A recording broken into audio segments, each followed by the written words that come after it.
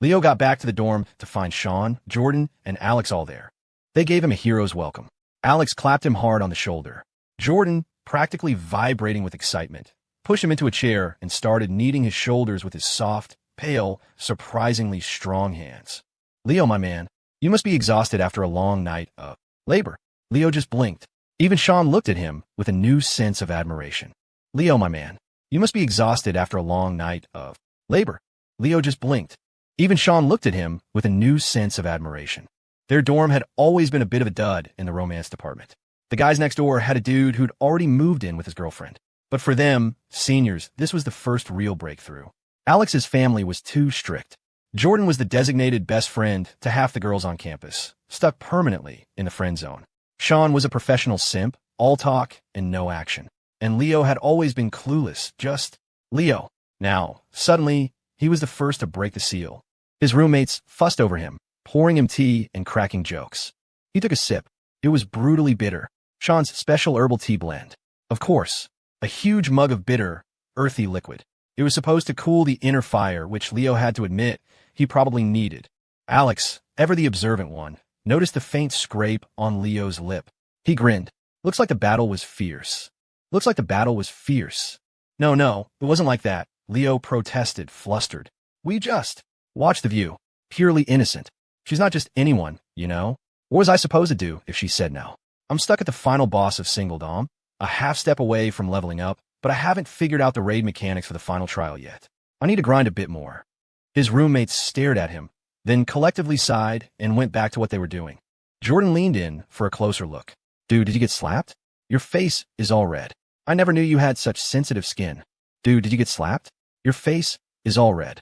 I never knew you had such sensitive skin. Thank you guys, Leo mumbled. Now, please, let me live. After the laughter died down, Leo told them about his lunch. I never knew the second cafeteria had a private dining room that huge. The food was actually incredible. I never knew the second cafeteria had a private dining room that huge. The food was actually incredible. Alex chuckled. You were probably in the VIP room for the Chinese restaurant section. They have one for foreign dignitaries that's even more over the top, decorated like some roaring 20 speakeasy. The university even has a dedicated chef for Western cuisine. Leo had added Dean Roberts' number on his way back. He noticed the dean's social media was painfully official, all policy announcements and photos of campus scenery. But then he saw that Alex had liked some of his posts. It was pure chance that he'd gotten the dean's contact info, while Alex was already connected. You really couldn't compare yourself to others. Just when he thought he was making moves, he'd look over and see his roommate was already leagues ahead. Whatever. He'd also gotten Mr. Roberts the security guard's number, and he was determined to teach the old man how to use his smartphone properly. The train's at 9 tomorrow morning, Sean said, cutting through the chatter. It's a half-hour ride to the station, so we need to leave by 7:30 to be safe. Since there are 4 of us, getting a car will be cheap. We can all fit in one. The train's at 9 tomorrow morning. Leo had planned to pack last night, but he never imagined he'd end up staying out. All right, Leo said. Professor Hoffman said his driver can take us. We don't need to call a car. We just need to be at the main gate at 7:40. Professor Hoffman said his driver can take us. We don't need to call a car. We just need to be at the main gate at 7:40. Sean raised an eyebrow. Professor Hoffman really seemed to have taken a liking to Leo. Alex gave him a thumbs up. Leo's networking skills had skyrocketed lately. Alex was just packing a single duffel bag with a heavy jacket and a change of clothes. When he mentioned bringing medicine, Leo told him he'd already taken care of it. As Leo started packing, a part of him wanted to go see Stella. But then he thought of her mother, Victoria, and knew it would be like walking straight into a lion's den. At least they'd all taken a group photo at lunch. He was standing right next to Victoria. He sent the picture to Stella, but she didn't reply. Her mom was probably with her. After waiting a few minutes, he gave up and focused on his luggage. It was strange to think that after partying at the hotel this morning, they wouldn't see each other for days. Packing didn't take long. Just some clothes and the first aid kit Ms. Miller had given him. Finished, he climbed into his bunk, planning to rest for half an hour. He was completely drained, a cocktail of excitement, exhilaration, and exhaustion. He'd left the hotel on a high, only to be immediately confronted by Victoria Vance, which had put his nerves on high alert. The woman had an incredibly intimidating presence. The thought that just last night he'd been tangled up with her daughter in that very hotel made the encounter feel surreal, demanding every ounce of his focus. As he lay down, his back let out a faint crack. His body ached, and his mind felt hollow. The lunch had been delicious, full of perfectly prepared dishes, but now he couldn't remember a single thing he'd eaten. For the first time, he understood what a business lunch felt like. The table is a dazzling spread, a feast for the eyes and nose, but you're so focused on the conversation, on listening intently in case a superior calls on you, that the food becomes flavorless. His stomach had been ready, but his brain had said, not now. His head was still buzzing, maybe from the lack of sleep or the lingering thrill of the night before. But sinking into his small, familiar dorm bed felt like coming home. The room might be cramped and stuffy, but the familiar scent of his roommate's feet was, in its own way, deeply comforting. With no soft body to hold, he hugged his blanket, wrapped his legs around it, and fell instantly asleep. Jordan was still packing, stuffing an absurd amount of things into an oversized suitcase. Sean was also packing, his collection of jars and bottles taking up significant space. It was senior year, and he wanted to take home some of the things he wouldn't need anymore. Here, they were just junk. At home, they could be useful. He was excited. It was the first time he'd ever brought his roommates home. The video of Leo making tea had gone viral again, and since he'd filmed it horizontally, it should bring in another small payment. As long as the money kept coming, even a little bit, the anxiety stayed at bay. Soon, the sound of Leo's soft snoring filled the room. Victoria Vance picked up her daughter. She'd wanted to talk, but as soon as Stella got in the car, she leaned against the seat and was asleep within minutes. That exhausted? What was she doing last night? She told the driver to turn up the heat and gently draped a blanket over her. Then, she pulled out her phone and looked at the TikTok link the young man had sent her. She started with the newest video and, one by one, found herself watching all of them. In one of the running videos, she saw a familiar figure jogging alongside him.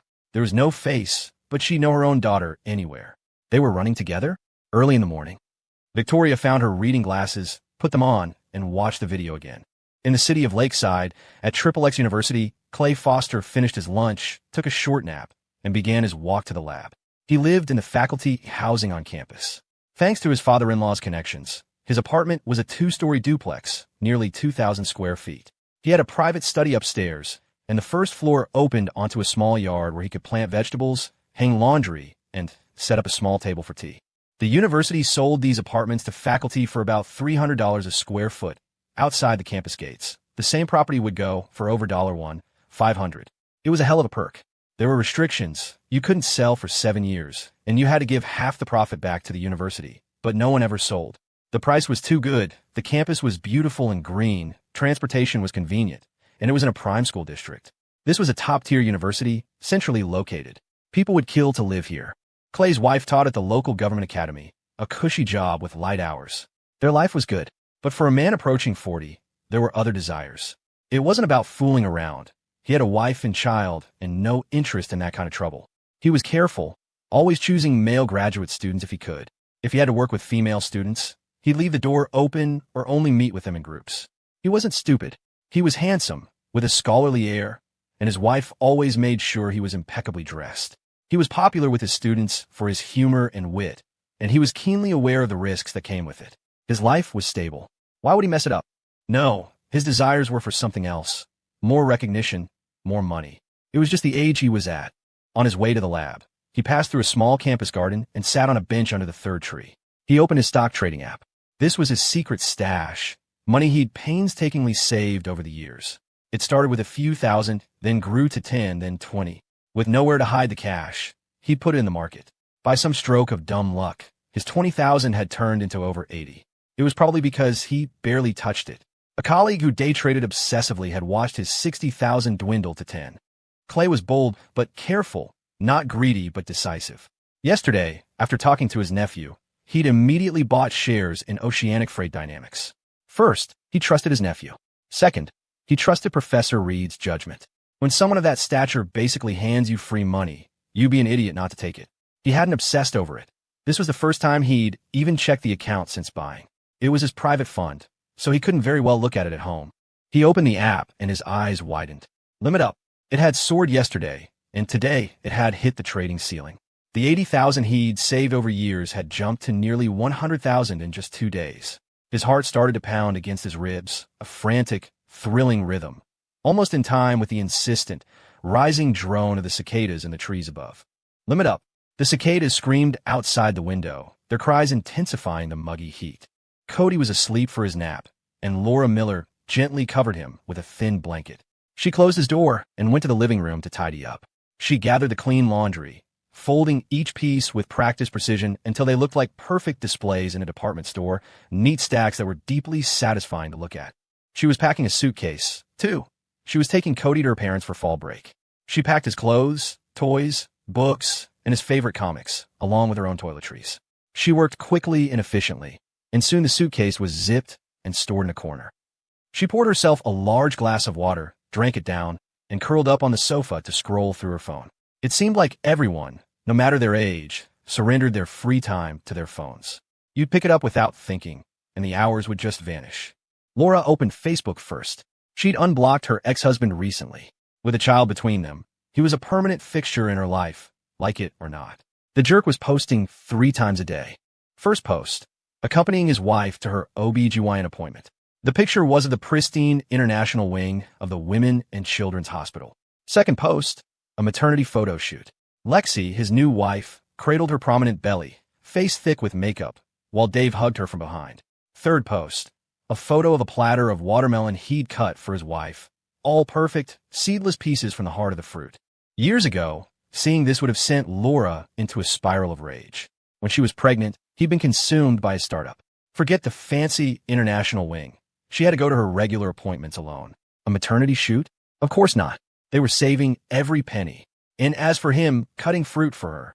She was the one soothing his stress, making him dinner, and cutting up fruit for him with a baby bump in the way. She knew Dave. He was used to being served. He was incapable of genuine humility. It was all for show, a performance for social media. A truly happy couple wouldn't need to broadcast it. Now, all she could muster was a quiet sigh. Once you've truly let go, none of it matters. Laura was wearing a new set of silk pajamas from a fancy boutique, the kind that cost a few $100s. She idly plucked a grape from the bowl on the table beside her, scrolling and eating. After a few minutes of aimless browsing, she opened her stock app. She always waited until after 3 p.m., after the market had closed, afraid she'd be tempted to make an impulsive trade. She opened it, then closed it, then opened it again. Damn, not only was it up, but it was limit up. It had hit the ceiling. She leaned back against the sofa, hugging her knees to her chest. Her feet were bare and pale. She rested her chin on her knees, staring at the screen, a sea of brilliant green. Leo woke up drenched in sweat, the back of his neck soaked. Am I really that out of shape? It was a hot day, and he usually slept without a blanket. But tonight he'd been clutching his, wrapped up tight. No wonder he was sweating. He sat up, his head finally clearing. That was why he'd felt so off. Last night wasn't just a bad night's sleep. It was basically a hangover. Alcohol makes you stupid. Love makes you stupid, and he'd been hit with a double dose. Thinking back, now sent a chill down his spine. He replayed the events from last night to this morning. Had he done anything wrong? Probably not, except for that moment when Stella had told him to stop, and he'd turned into some kind of crazed puppy. He was still surprised by his own boldness. When his brain shut off, his courage went through the roof. Humans were such contradictory creatures, one organ holding another hostage. Was it a biological defense mechanism to keep people from getting too smart and refusing to be good little worker bees? Leo mentally picked his brain up off the floor and reset his internal schedule. Time for his daily quest. Go to the library and study. Ever since seeing Victoria Vance that morning, his routine had been completely thrown off. He got to the library, and the usual grad student NPC wasn't there, but Colin Edwards, a junior who was also studying for the MCAT, was. Colin greeted him warmly. Leo found his usual spot by the window and sat down. On a power line outside, a single bird was perched perfectly still. Leo snapped a picture and sent it to Stella. Even the birds are setting the mood. Even the birds are setting the mood. Meanwhile, Stella was sitting awkwardly on the sofa in the ST. Regis suite. The same suite, 2 nights in a row. At least the hotel staff were professionals and hadn't said a word. Still, it was mortifying. Every piece of furniture seemed to hold a memory of where she'd lain. Even the carpet. And now, she was having a face-to-face talk with her mother, who was all business. Victoria Vance was not a patient woman, which was why she so often managed to turn every relationship into a battlefield. The very spot where her mother's feet now rested, Stella was pretty sure she had. Rolled around on that. With Leo, he just picked her up and they'd tumbled to the floor. It hadn't hurt. The carpet was thick with a deep, soft pile. She had no idea if it was clean. Stella kept her head down, her mind racing with chaotic thoughts. Victoria misinterpreted her silence as remorse. Are you dating someone? Is it that boy from the singing competition? Yes. Victoria's fury meter ticked up. +1, +1, +1. Doesn't he have a girlfriend? Have you no shame? Stealing someone else's boyfriend? No. He was delivering those flowers for his roommate. That girl wasn't his girlfriend. Victoria was momentarily silenced. Your father would never do something so foolish. Comparing him to Dad, already? Isn't that a little fast? Stella thought, a tiny smile playing on her lips. Then again, she imagined how her father, Richard Vance, would have handled that situation. He probably would have had the actual roommate dragged on stage to give the flowers himself. But she didn't like men who were overly aggressive. Mom, weren't you just praising him in the car? Stella said. You said he seemed nice, hardworking, dependable. That his tea was delicious. How come you're trashing him the second we get out of the car? Hearing her daughter call her mom instantly softened Victoria, but the realization that it was only in defense of that boy hardened her again. I was praising him as a student. As your boyfriend, he's not good enough. I was praising him as a student. As your boyfriend, he's not good enough. Such a double standard. Stella yawned. Mom, I'm tired. I'm going to take a nap. She stood up and headed for the bedroom. Victoria watched her go, a strange feeling nagging at her. Why was her daughter walking so smoothly? Stella could feel her mother's stare burning a hole in her back. It was terrifying. She made a mental note to get her own apartment in Bridgeport for after fall break. This hotel situation was just too awkward. After sending the photo, Leo tried to study. He'd only been away from his books for a day, but they already felt foreign, distant. A textbook was like a girlfriend. You had to keep working it, give it constant attention, or it would get cold and ignore you. He read 3 lines and felt his eyelids droop, his mind wandering. His hand instinctively reached for his phone. He forced himself to turn off his notifications, put in his earbuds, and started some music. As the melody flowed, his focus slowly returned. He read 1 line, then another. By the 2nd page, he was back in the zone. Across the room, Colin Edwards had been wanting to talk to the big shot, but seeing him so focused, he went back to his own work. Half an hour later, when he saw Leo finally look up from his book and stare out the window, Colin seized his chance. He walked over with a bottle of green tea. Hey, Leo. For you. Leo looked at him. For a second, it felt like looking in a mirror. So this is the feedback loop, he thought. I grovel to the people above me, so that people below me will come grovel to me. It all comes full circle. NPC Colin Edwards has given player Leo Foster a small item, bottle of green tea. Quenches thirst. Triggers dialogue. Leo, man, your eye for this stuff is incredible. Your fundamentals are so solid. That stock you said was a bad bet yesterday totally tanked. Can you take a look at the one I picked today? Player Leo Foster glanced at the phone the NPC held out, triggering his 1-glance skill. It was a sea of red. Leo looked at the kid and clapped him on the shoulder. You're better off focusing on your MCAT prep. At the rate this kid was going, his savings account wouldn't last the semester. Colin nodded meekly and went back to his desk. Leo was about to get back to his own books, but as he stared at the bottle of green tea, he had a small revelation. He'd always been too intimidated to talk to the big shots, feeling like they were on another plane of existence. He wasn't asking for anything, so why bother trying to cozy up to them? But then there was Colin. He thought Leo was some kind of hidden genius. All he did was offer a bottle of tea and a few compliments. He was enthusiastic, but not pathetic, and all Leo had to do was offer a single piece of advice. On the surface, it was a meaningless exchange. But in reality, Leo's words held real value. If Colin was smart enough to understand, he could avoid losing a lot of money, a return far greater than a bottle of tea and a few kind words. It was like Alex in their dorm. He knew almost all the administrators, which gave him access to information they never heard about, a huge advantage over other students. Maybe his own interactions with powerful people were the same. Your perspective changes with your status. It wasn't about being calculating. It was just that when you spent time with them, they would casually drop bits of information that, if you were sharp enough to catch and understand them, were like finding gold. He'd always been the one at the bottom, the one no one respected. Suddenly, he felt like he'd unlocked a new level of understanding.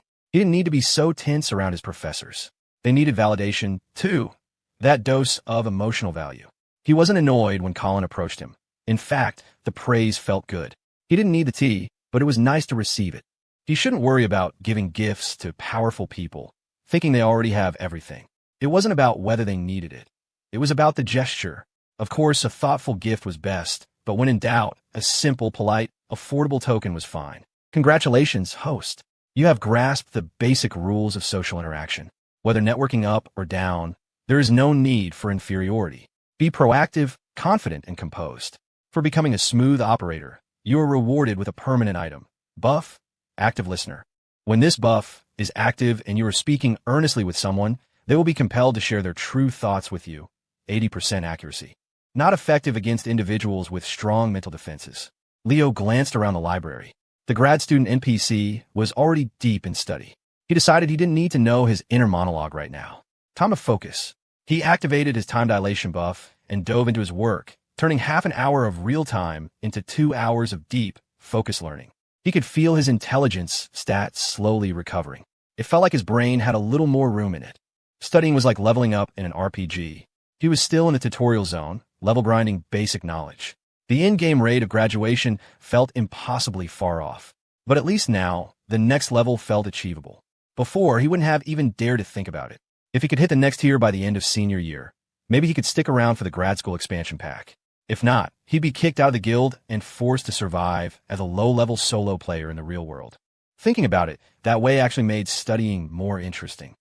After 4 hours of theoretical knowledge intake, player Leo Foster decided it was time to practice his beast-taming skill. Fall break was coming, and he figured he should at least walk Moose until then. It was only a day or two. Paige Kennedy wasn't at her apartment today, which was probably for the best. It saved them both some awkwardness. Paige had already packed a huge suitcase full of clothes. Her ticket was bought, and she'd made plans with her aunt and cousin. Then she confessed her feelings and gotten shot down. It was brutal, and she couldn't even back out of the trip because her family was already expecting her. What was supposed to be a romantic quest had turned into a trip to get over a broken heart. Which is also fine, I guess. Fine my ass. Paige wailed, her eyes swollen from crying. 2 large cups of coffee that morning had done nothing to help. Her roommates tried to console her. He's just one guy. Even if he got together, you'd probably break up after he graduates. Besides, if it was going to happen, it would have happened by now. Maybe you just didn't like him that much. Every time you get into a new celebrity, you're obsessed for a month or two and then you move on. With your track record, you'd probably get sick of him in a month anyway. Paige felt a twinge of guilt. It was true. Her crushes burned bright and fast. A single weird gesture or an offhand comment could be enough to make her lose all interest. When she liked someone, she really liked them. And when she was over them, she was really over them. Whatever. She was going to her aunt's. She went back to packing, planning to eat all the amazing food with her cousin until she forgot why she was sad. A roommate came back with buffalo wings. Paige got up and started eating, scrolling through her phone as she chewed. She'd already unfollowed the Roommate Chronicles, but of course, TikTok's algorithm pushed a new video of Leo making tea right on her feed. Wah, she sobbed, gnawing on a chicken wing. What do I do? I'm still so obsessed. He even knows how to make tea, and I never even got to try it. Leo went to get Moose, who was ecstatic to see him. The dog's joy was entirely unaffected by his owner's drama. Like owner, like dog, neither of them held on his sadness for long. An annoying mosquito could be enough to distract Moose from any perceived injustice. Paige was the same. As she cried, she realized how good the wings were. Soon, she stopped crying and focused on devouring half a pound of them while scrolling TikTok. The moment Leo clipped on the leash, Moose was a whirlwind of happiness. He was a creature conditioned by humans, spending his days waiting for them to have a free moment to play. He never complained about how long it took, or if he did, humans couldn't understand. He just expressed his boundless joy with a furiously wagging tail and happy barks. He often got in trouble for not understanding his own size. At 80+ pounds, his attempts at a human-style hug could knock someone over. A little poodle mix jumps into your arms, and you cuddle it. A golden retriever does the same, and it gets a smack and a stern no jumping. Moose loved his master, who was always generous with treats. But he loved the hairless puppy person even more, the one who played with him and understood him without words. Leo led Moose to the street vendor cart. While Leo waited for his hot dog, Moose waited for his corn dog. The vendor recognized the pair. He wore a clear plastic face shield to keep from breathing on the food. Moose, parked in front of the cart, stared at it curiously. It looked a bit like the muzzle some dogs had to wear. Was this man one of his kind? But the second a warm corn dog was in his mouth, all philosophical thoughts vanished, replaced by the singular focus of eating. Hey, are you closing down for fall break? Leo asked the vendor. The university felt like a game server that was about to shut down for a holiday event, leaving only a few essential NPCs behind. Nah, my wife and kid are coming to visit, the man said, beaming. I'm going to take them around the city. You're not going back home to the coast. Nope. Sick of it. Seeing it every day, so loud, so damp. I don't think I could get used to it again. Been making food here for 9 years now. The man smiled and deftly started another order for a customer. You want everything on that? Ketchup and mustard? A plain one, got it. I'll throw some extra relish on for you. After finishing his corn dog, Moose stood up, wagging his tail. Woof, woof. Woof, woof. Let's go, time to play. Leo took him to the main athletic field, ready to let him run wild. He hadn't gone for his own run that morning, and after getting into the daily habit, skipping a day felt strange, like he'd forgotten something important. He ran with Moose, letting the dog burn off his boundless energy, and in doing so, burning off some of his own. That evening, Professor Reed was taking her friend for a walk around campus. She hadn't seen Leo on her morning workout and had worried that her asking him for a favor had disrupted his routine. She felt a little bad about it. Now, in the early evening, the heat had broken and a cool breeze was blowing. It was the perfect time for a stroll with Genevieve. The campus was idyllic, situated on the shore of a lake with mountains at its back. It might not be a famous university, but its scenery was among the best in the country. The air was clean, and it was full of young people. Dr. Genevieve Croft was officially in vacation mode. She'd changed out of the drab gray travel clothes she'd worn on the plane and was now in a beautiful dress, walking with Professor Reed. Evelyn, the environment here is wonderful. The air is so fresh. I slept so soundly this afternoon, Genevieve said. I swear, back in D.C., I can't even take a nap. I feel like there's always something I should be doing. I'll lie down, then sit bolt upright, try to remember what it was. It's just constant anxiety. And if I don't nap, I'm exhausted by the afternoon, totally brain dead by evening. I try to go to bed early, but then I start worrying about everything I have to do the next day. I'm anxious about tomorrow before I've even finished today. She sighed, watching the students pass by, looking so carefree. You, my dear, have a small case of power lust, Professor Reed said with a smile. Ever since you became Dr. Croft, the dean, you've loved the sound of it. But you're noticeably more worn out than when I saw you 3 years ago. You're all wound up.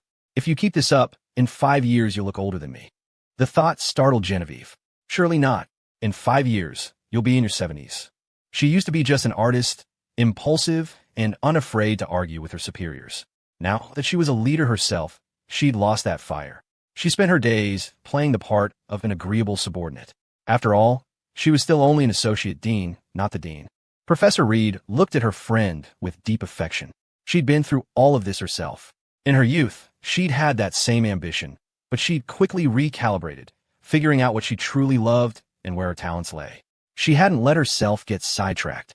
With her personality, stubborn and brutally honest, a career in administration would have been a disaster.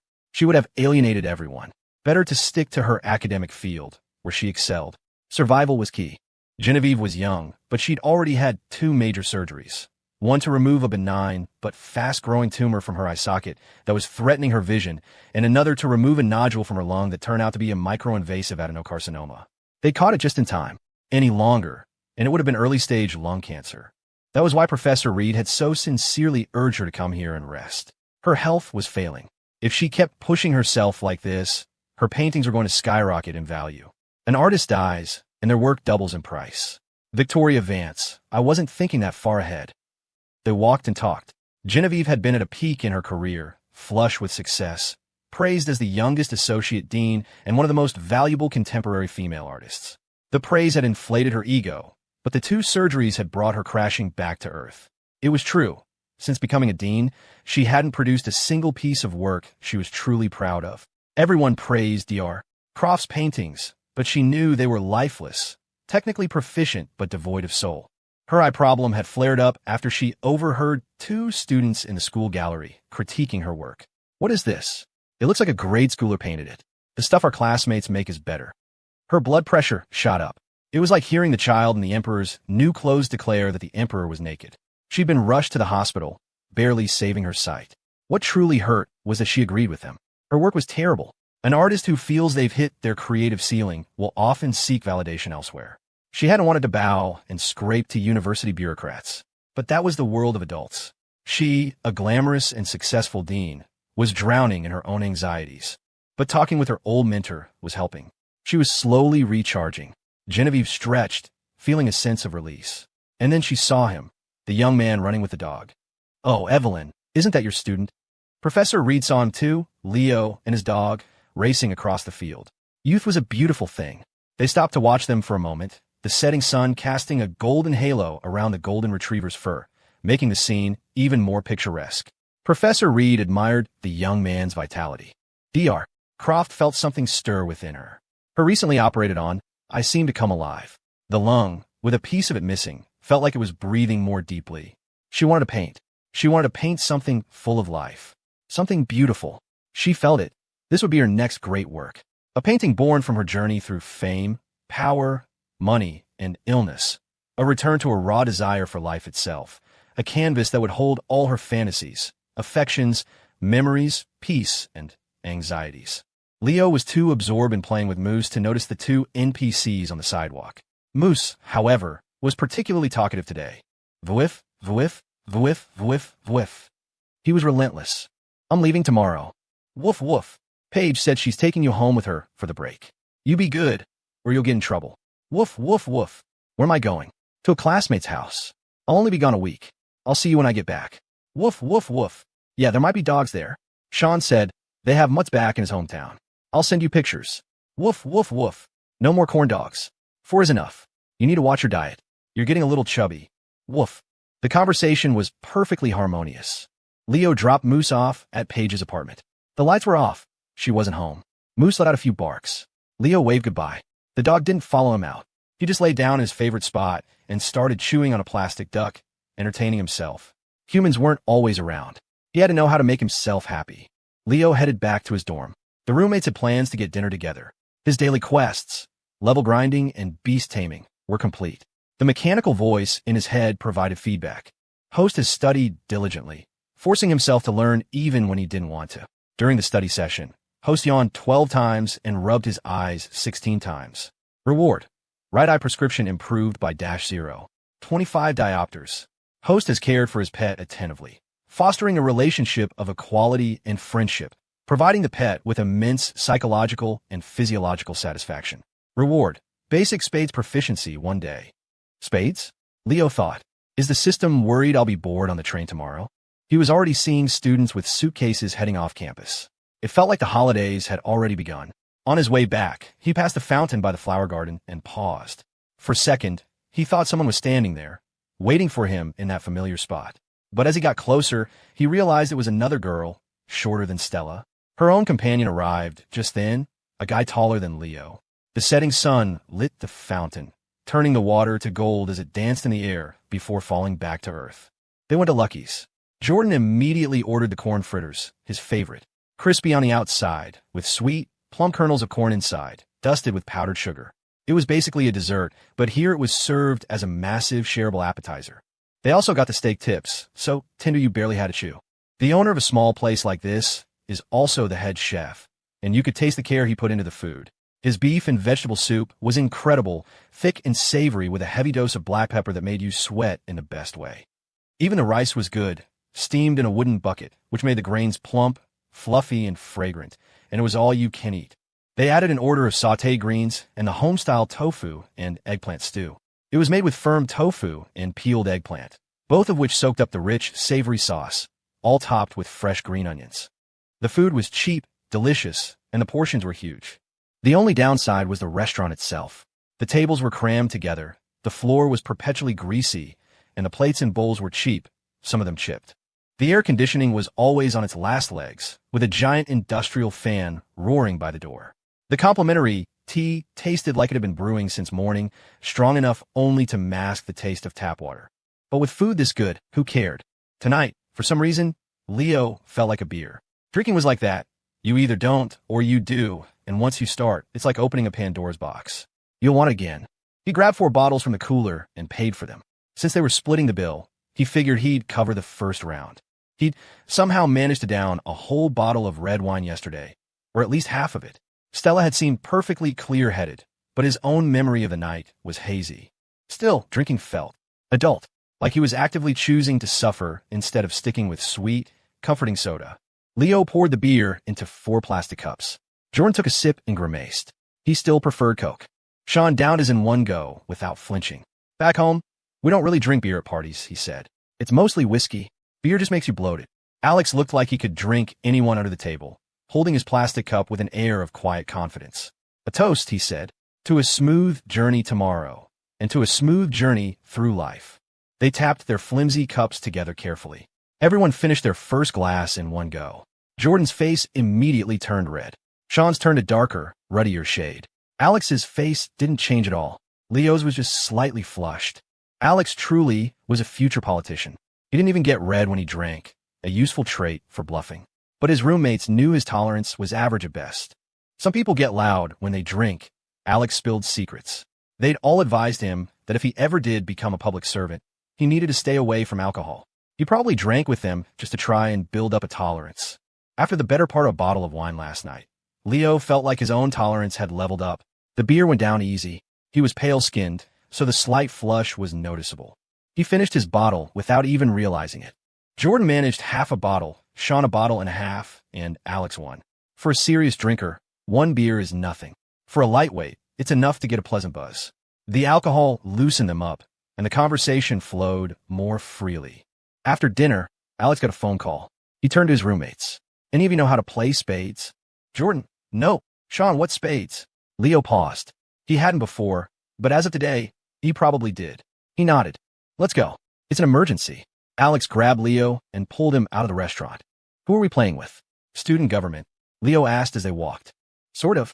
There might be some professors there, too. You have no idea how addictive this game is.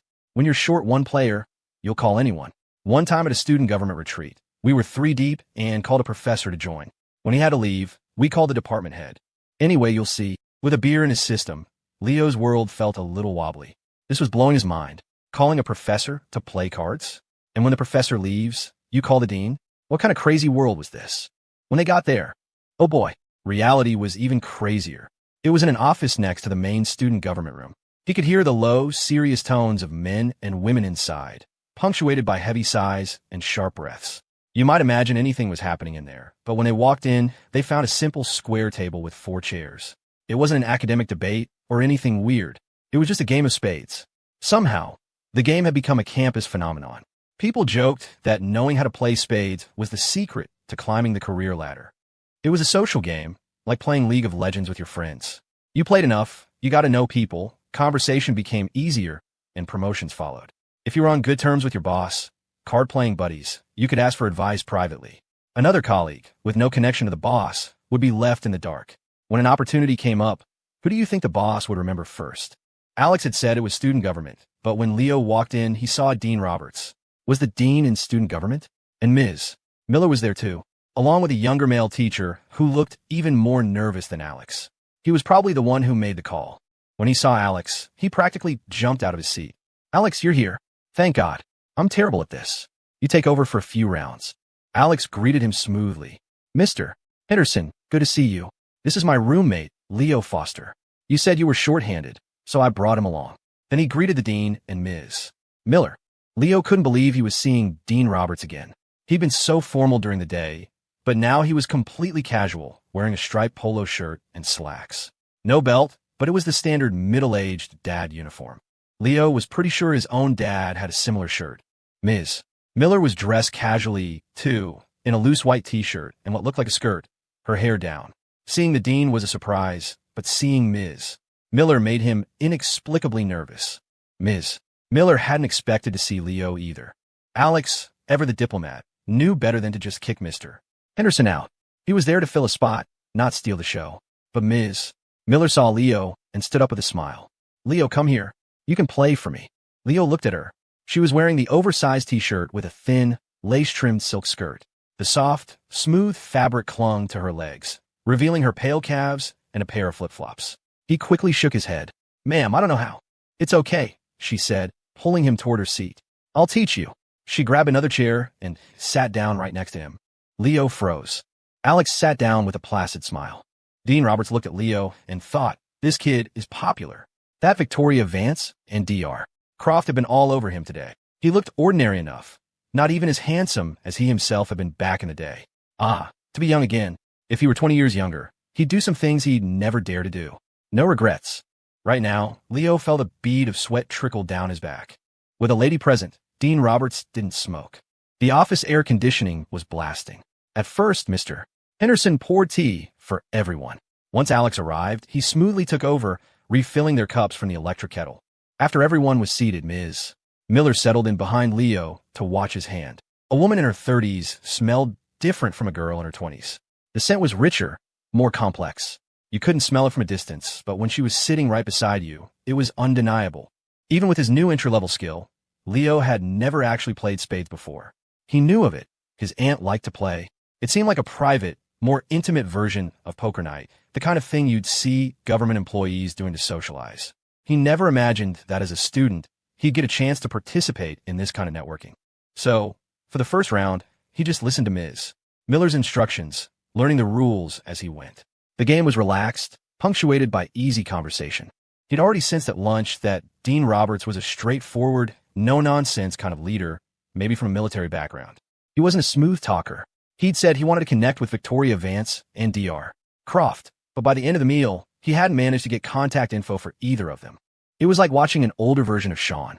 Observing people with different personalities was like looking in a mirror. You started to see your own flaws reflected back at you. Compared to other authority figures, like his uncle or Professor Hoffman, Dean Roberts was less polished. "Laura," he said now directly, "did your aunt say anything about the registrar's office restructuring after the break?" "She hasn't mentioned it. I can ask her later," Ms. Miller replied with a breezy smile. She tapped Leo's arm with the paper fan she was holding. "Your turn to play." Leo jumped slightly. "Right?" The dean seemed satisfied with her answer and turned his attention back to his cards. Alex and Mr. Henderson were focused on the game. Leo tried to be, too, but his mind was racing. Dean Roberts is pretty clean, all things considered, he thought. The only nepotism he's engaged in is getting his dad a security guard job. If he were truly corrupt, his dad wouldn't need to work at all. But wait, Ms. Miller's aunt? Which administrator was higher up than a dean? He racked his brain. Oh, the university president's last name was Grant. President Julia Grant, a woman known for being incredibly decisive. He'd heard she'd taken what was a second-rate college and transformed it into a full-fledged university, merging it with the Honors College and turning it into the biggest and best school in the city. She'd brought back renowned retired professors, promoted the university's strengths, its beautiful scenery, its unique humanities programs. She was a legendary, reform-minded leader. Rumor had it she was still single. He couldn't recall her face at all. Who pays attention to what a stern-faced university president looks like? He glanced back at Ms. Miller. She tapped him again with her fan. Focus. Where did she even get a fan? He couldn't wrap his head around it. Ms. Miller's aunt was the president of a university? It seemed impossible. But then he looked at Alex, who was completely unfazed. No wonder Alex had insisted they all go visit her at the beginning of the semester. He rarely organized group outings to see professors. Was this the real reason? At first, Leo had just assumed Alex and Ms. Miller were close, but their interactions didn't really suggest that. Thinking back, her apartment in the faculty housing was in a prime location, large and well-appointed, similar to Professor Reed's. For her rank, it was an unusually nice assignment. So many things that seemed ordinary or extraordinary had underlying reasons. Dean Roberts seemed quite interested in Leo. He was surprised to learn he was Alex's roommate. He knew Alex Young, of course. The kid was on the administration's radar. It was rare to see a student so mature. Among a flock of clueless student sheep, a shepherd in sheep's clothing stood out. The kid was clearly the product of a political family. The way he carried himself. If he weren't so young, the dean might have mistaken him for the president and himself for a mere professor. He'd heard both his parents were high-ranking officials. For a kid like that from a good family, who was also talented and ambitious, you couldn't help but be a little envious. His starting line was most other students' finish line. When a normal person like Mr. Henderson poured water, it was just a menial task. When Alex Young did it, it was a display of humble, respectful character worthy of praise. As for his roommate, Leo, this was the dean's first real interaction with him. He was realizing his university had more than its fair share of hidden talents. The dean didn't know anything about brands of clothes or shoes. He wasn't into that stuff. But he knew watches. He remembered the Watch Brothers scandal from years ago, when an official was exposed for wearing a ridiculously expensive watch, something like $30,000, and ended up being reassigned. So he made a point of learning about them. His own salary was decent, but he couldn't afford a watch like that. Even if he could, it would be inappropriate. So when he saw the watch on the student's wrist at lunch, and saw how comfortable he was with Victoria Vance, he understood. Another second-generation elite. Leo had no idea he was being misread. I'm not close with Mrs. Vance, he thought. I'm close with her daughter. In the dean's mind, the social hierarchy at the table was clear. Mr. Henderson, with no connections and a predictable future as a diligent worker bee, was at the bottom. After learning the rules in the first round, Leo was holding his own by the second. But he quickly realized that while the system had given him level 1 proficiency, his roommate Alex was at least a level 2, maybe even approaching level 3. Alex played with an easy, confident grace. Mr. Henderson played cluelessly. Dean Roberts just played happily. Leo got into it.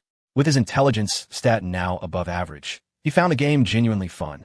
He was winning, and it felt like he was winning through smarts. As the game got more exciting, the titles started to drop. If Dean Roberts wasn't the dean, they'd have been calling him Bob by now. At first, having Ms. Miller so close it made him nervous, but soon he was so focused on the game, he forgot she was there. When he and Alex were partners, they were unstoppable. Even when paired with the dean, he won most of the time. His performance dipped only when he was partnered with Mr. Henderson. Alex, meanwhile, seemed to win and lose in equal measure, keeping the game balanced and fun for everyone. It was only when he noticed his water glass was empty and Ms. Miller was refilling it for him that he snapped out his trance, startled. What had he done to deserve a professor pouring water for him? Once he got the hang of the game, part of his mind was free to wander. Management theory said leaders shouldn't get too familiar with their subordinates. But sitting here across from the president, he wasn't intimidated at all. He was even mentally critiquing the dean's personality. Before, he would have blindly followed any instruction from teacher. Now he found himself questioning them, realizing they were just people, not so different from him. He listened to the dean reminisce about a brilliant student from a few years back who'd become famous on campus for his spade skills, won tournaments, and landed a great job. He was already climbing the ladder, almost at the dean's level. They chatted about past graduates, university policies, and campus gossip. He learned that a senior from their department had married a computer science professor. They both worked at the university now and already had a kid. As they talked, Leo couldn't help but glance at Ms. Miller.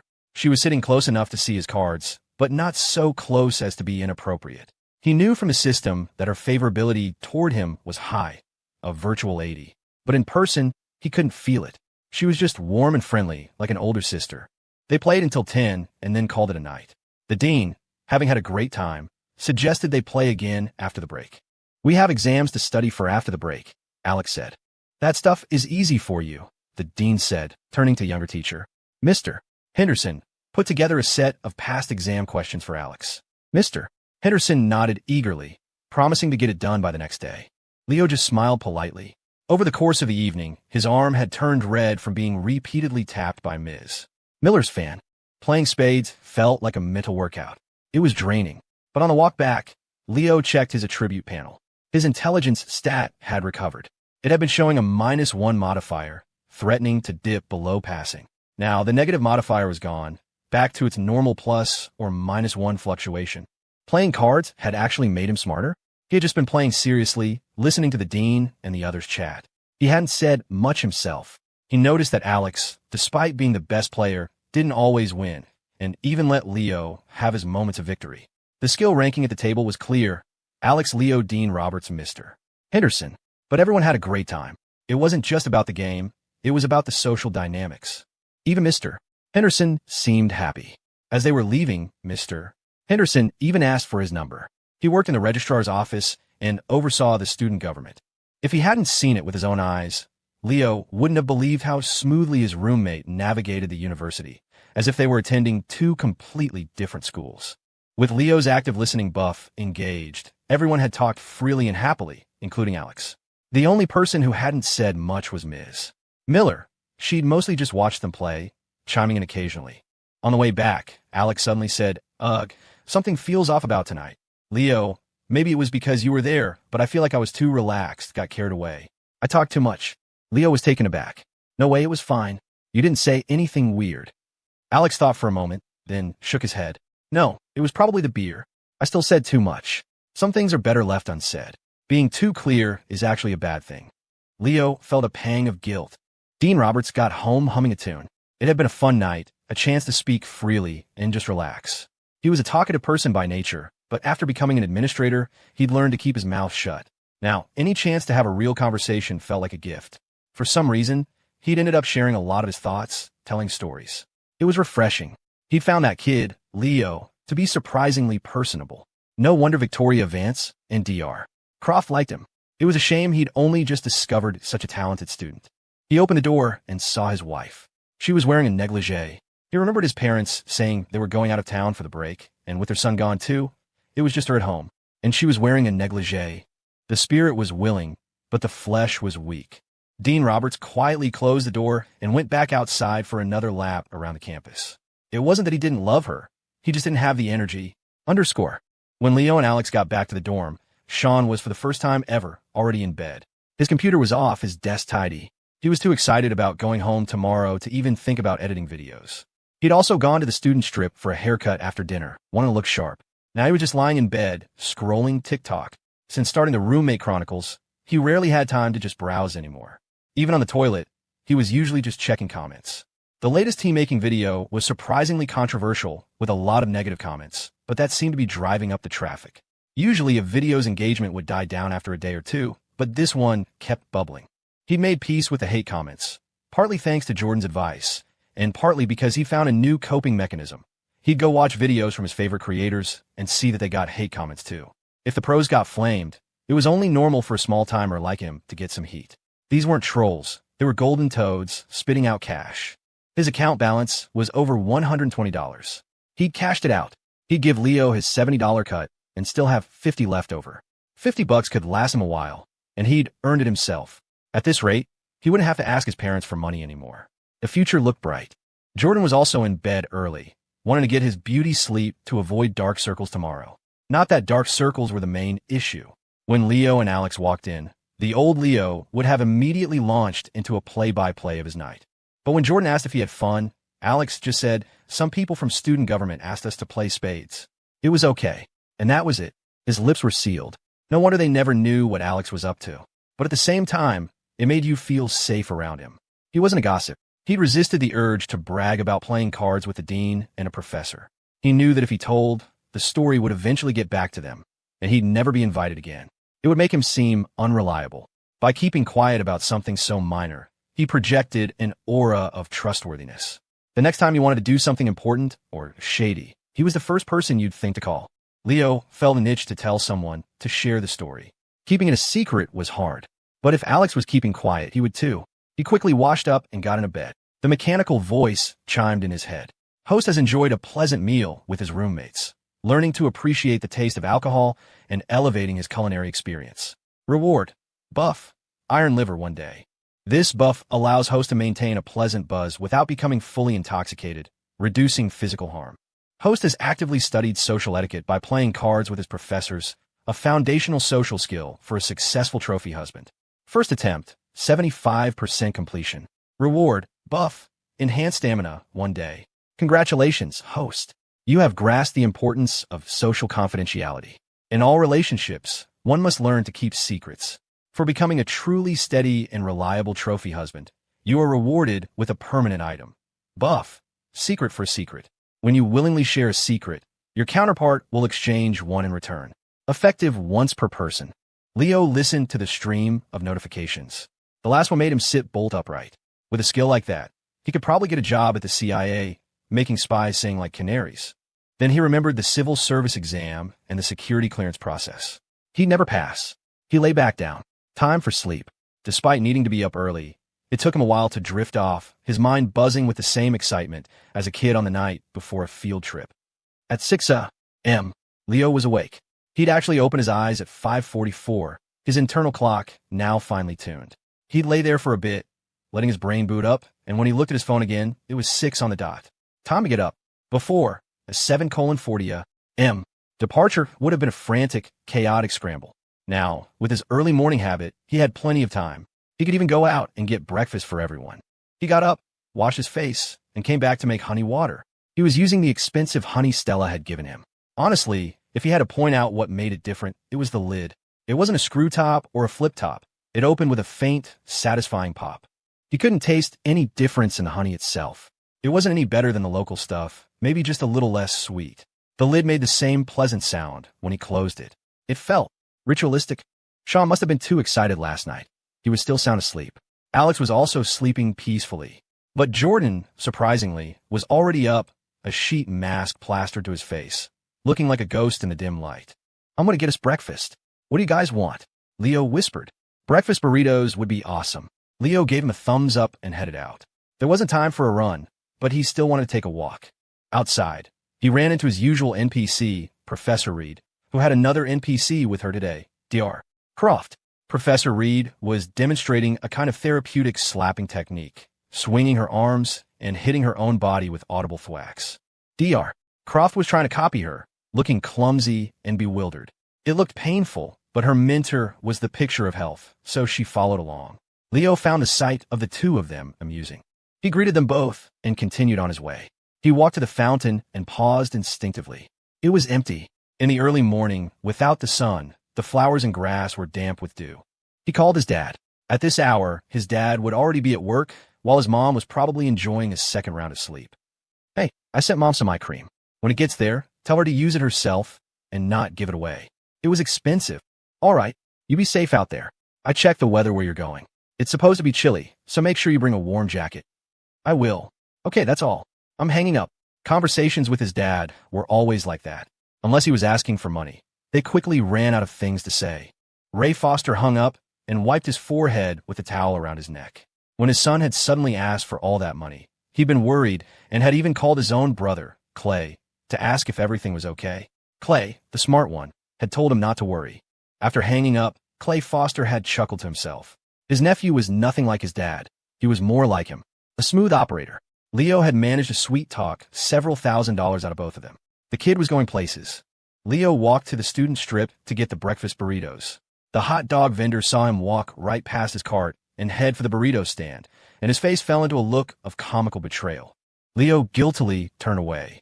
It was weird how you could feel like you were cheating on a food vendor just by trying something new. The burrito guy was slow. Waiting for 4 burritos took forever. No wonder he didn't have a beach house. The burrito guy, who was from Kansas, would have probably asked where he was supposed to find a beach. While Leo was waiting, someone came up beside him. It was a hot morning, but she was wearing a striking red dress, a modern take on a historical style, with layers of fabric. But the most stunning thing was her hair.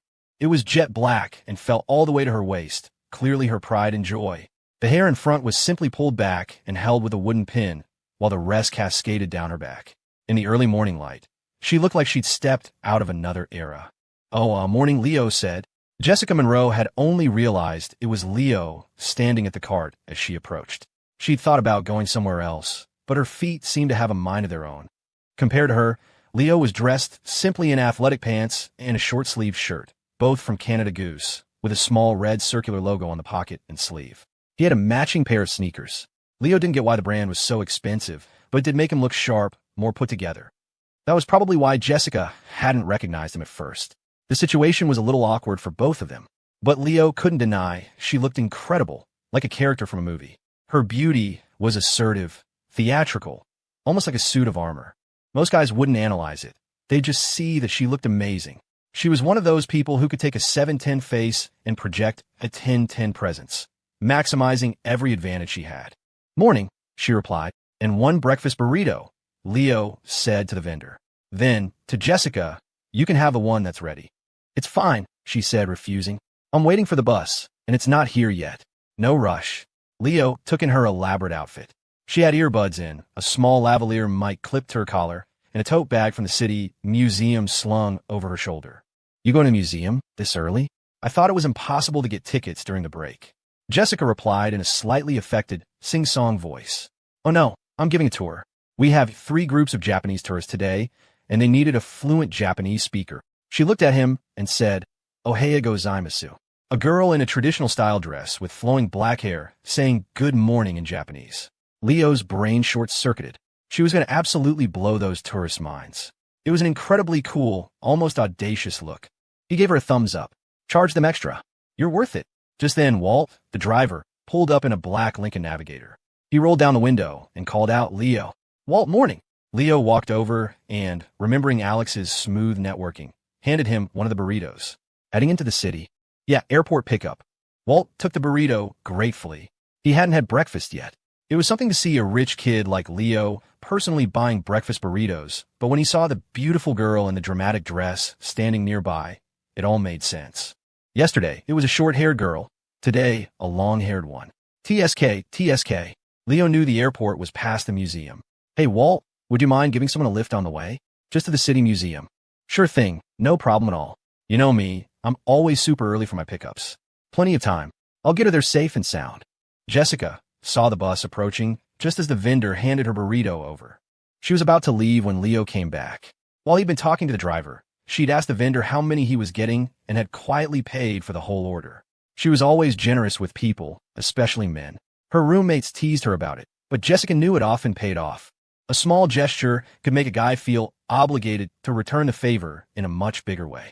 But this time, before he even knew she'd paid, Leo had already arranged a ride for her. The driver will take you, Leo said. It's a navigator. He'll drop you right at the museum. Jessica paused, then took her burrito and walked to the car. She got in, then bowed her head slightly in a formal, almost theatrical gesture.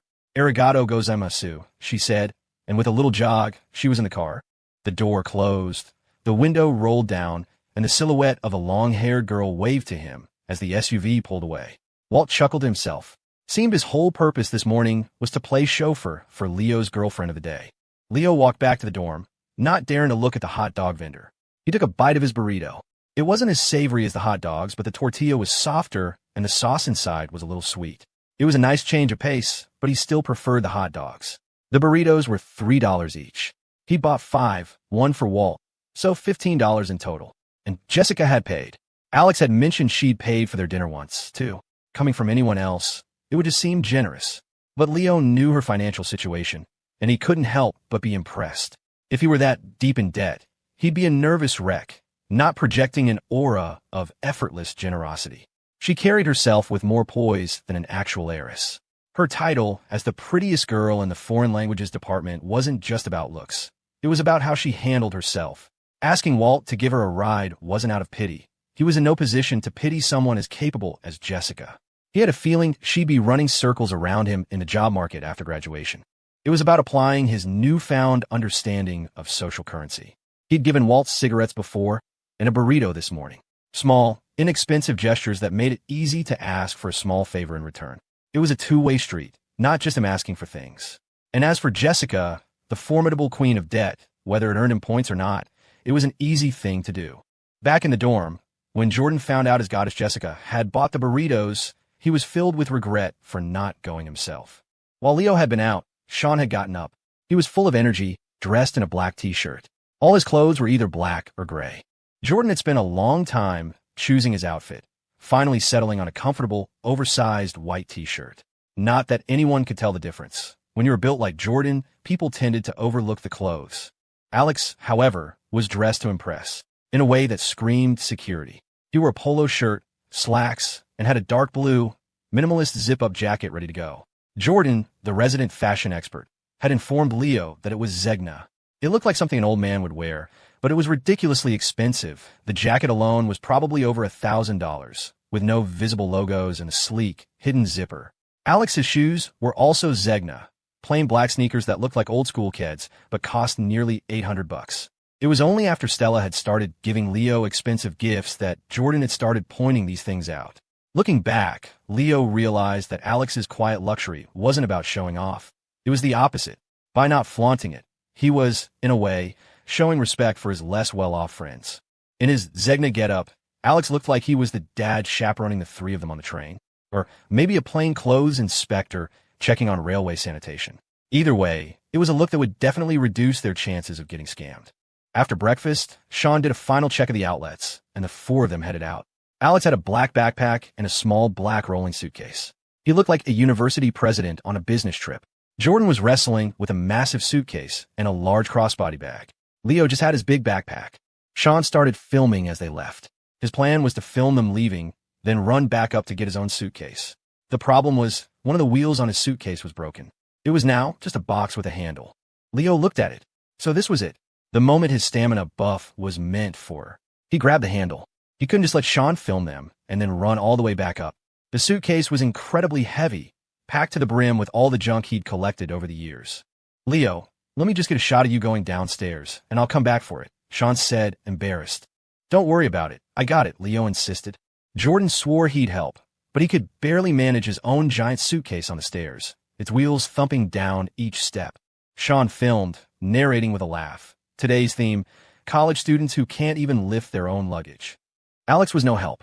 He looked big, but he'd clearly never done a day of manual labor in his life. Back home, he probably had staff to carry his bags.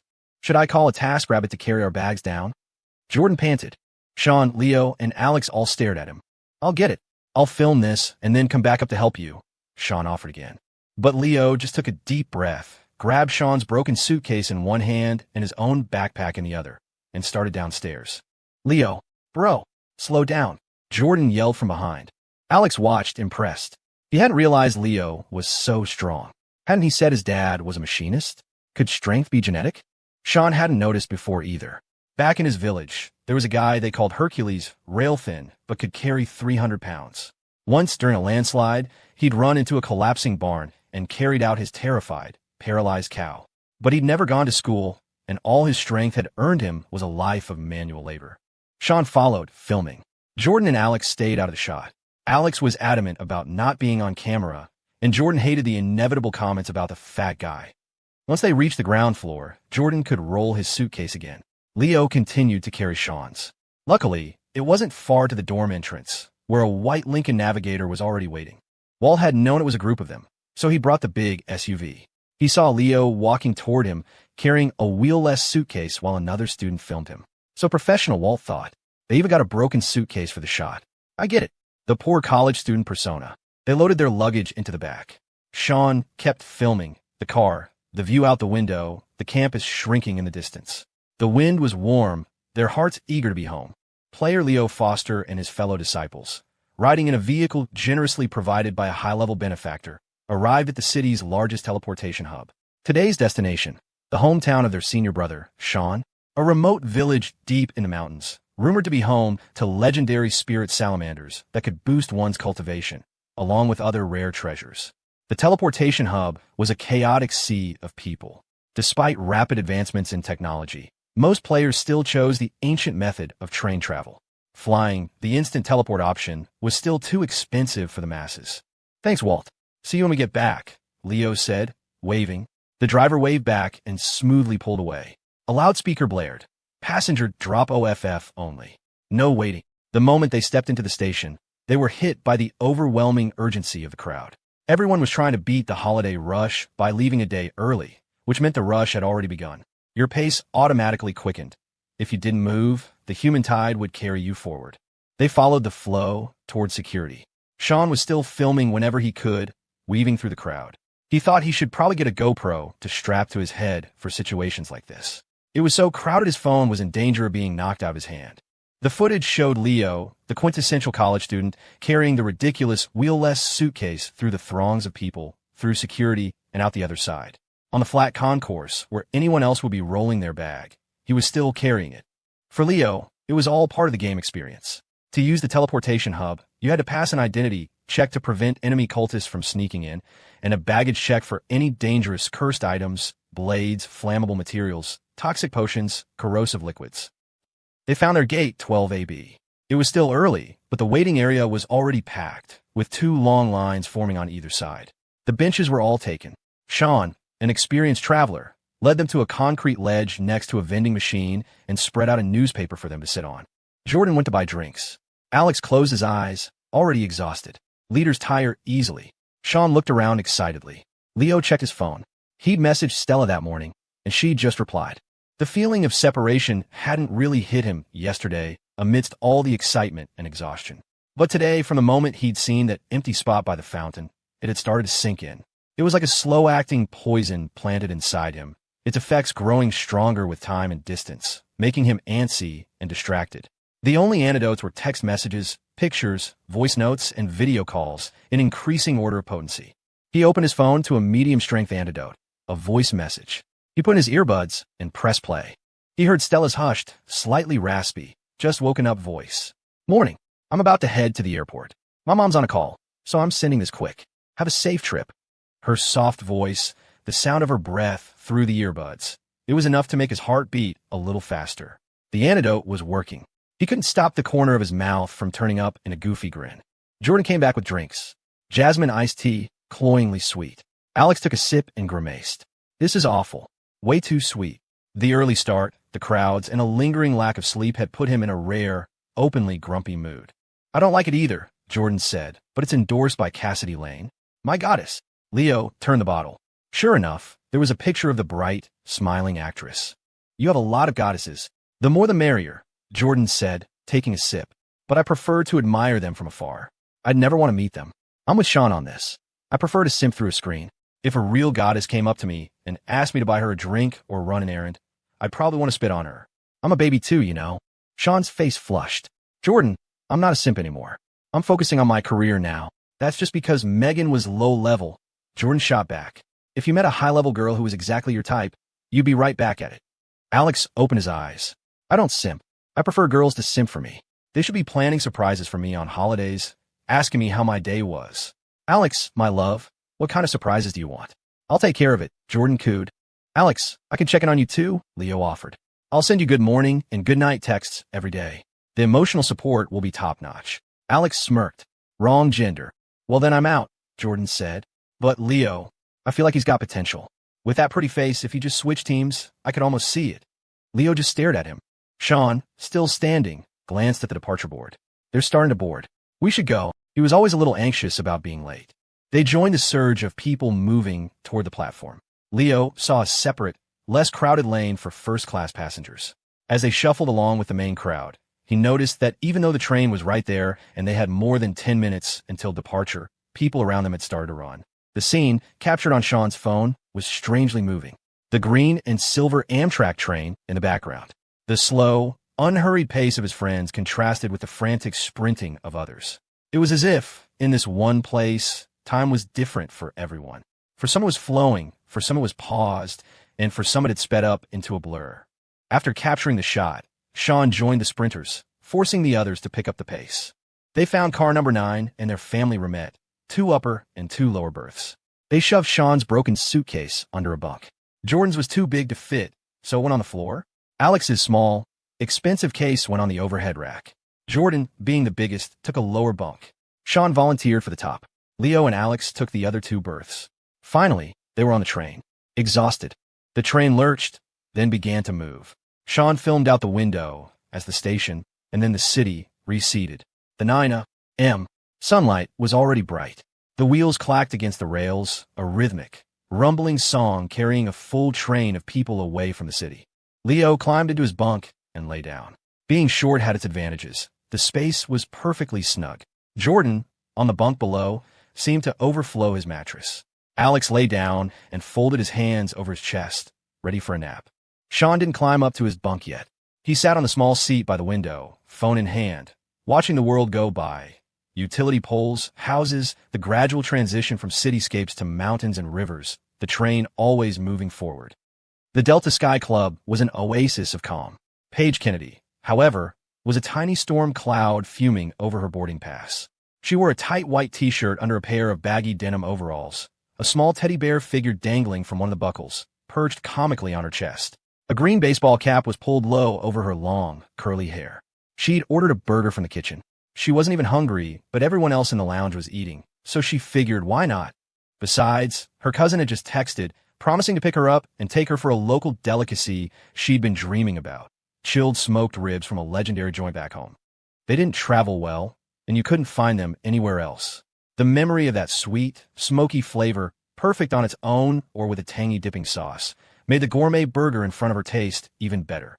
The patty was huge, with a ribbon of soft tendon running through it that melted in her mouth.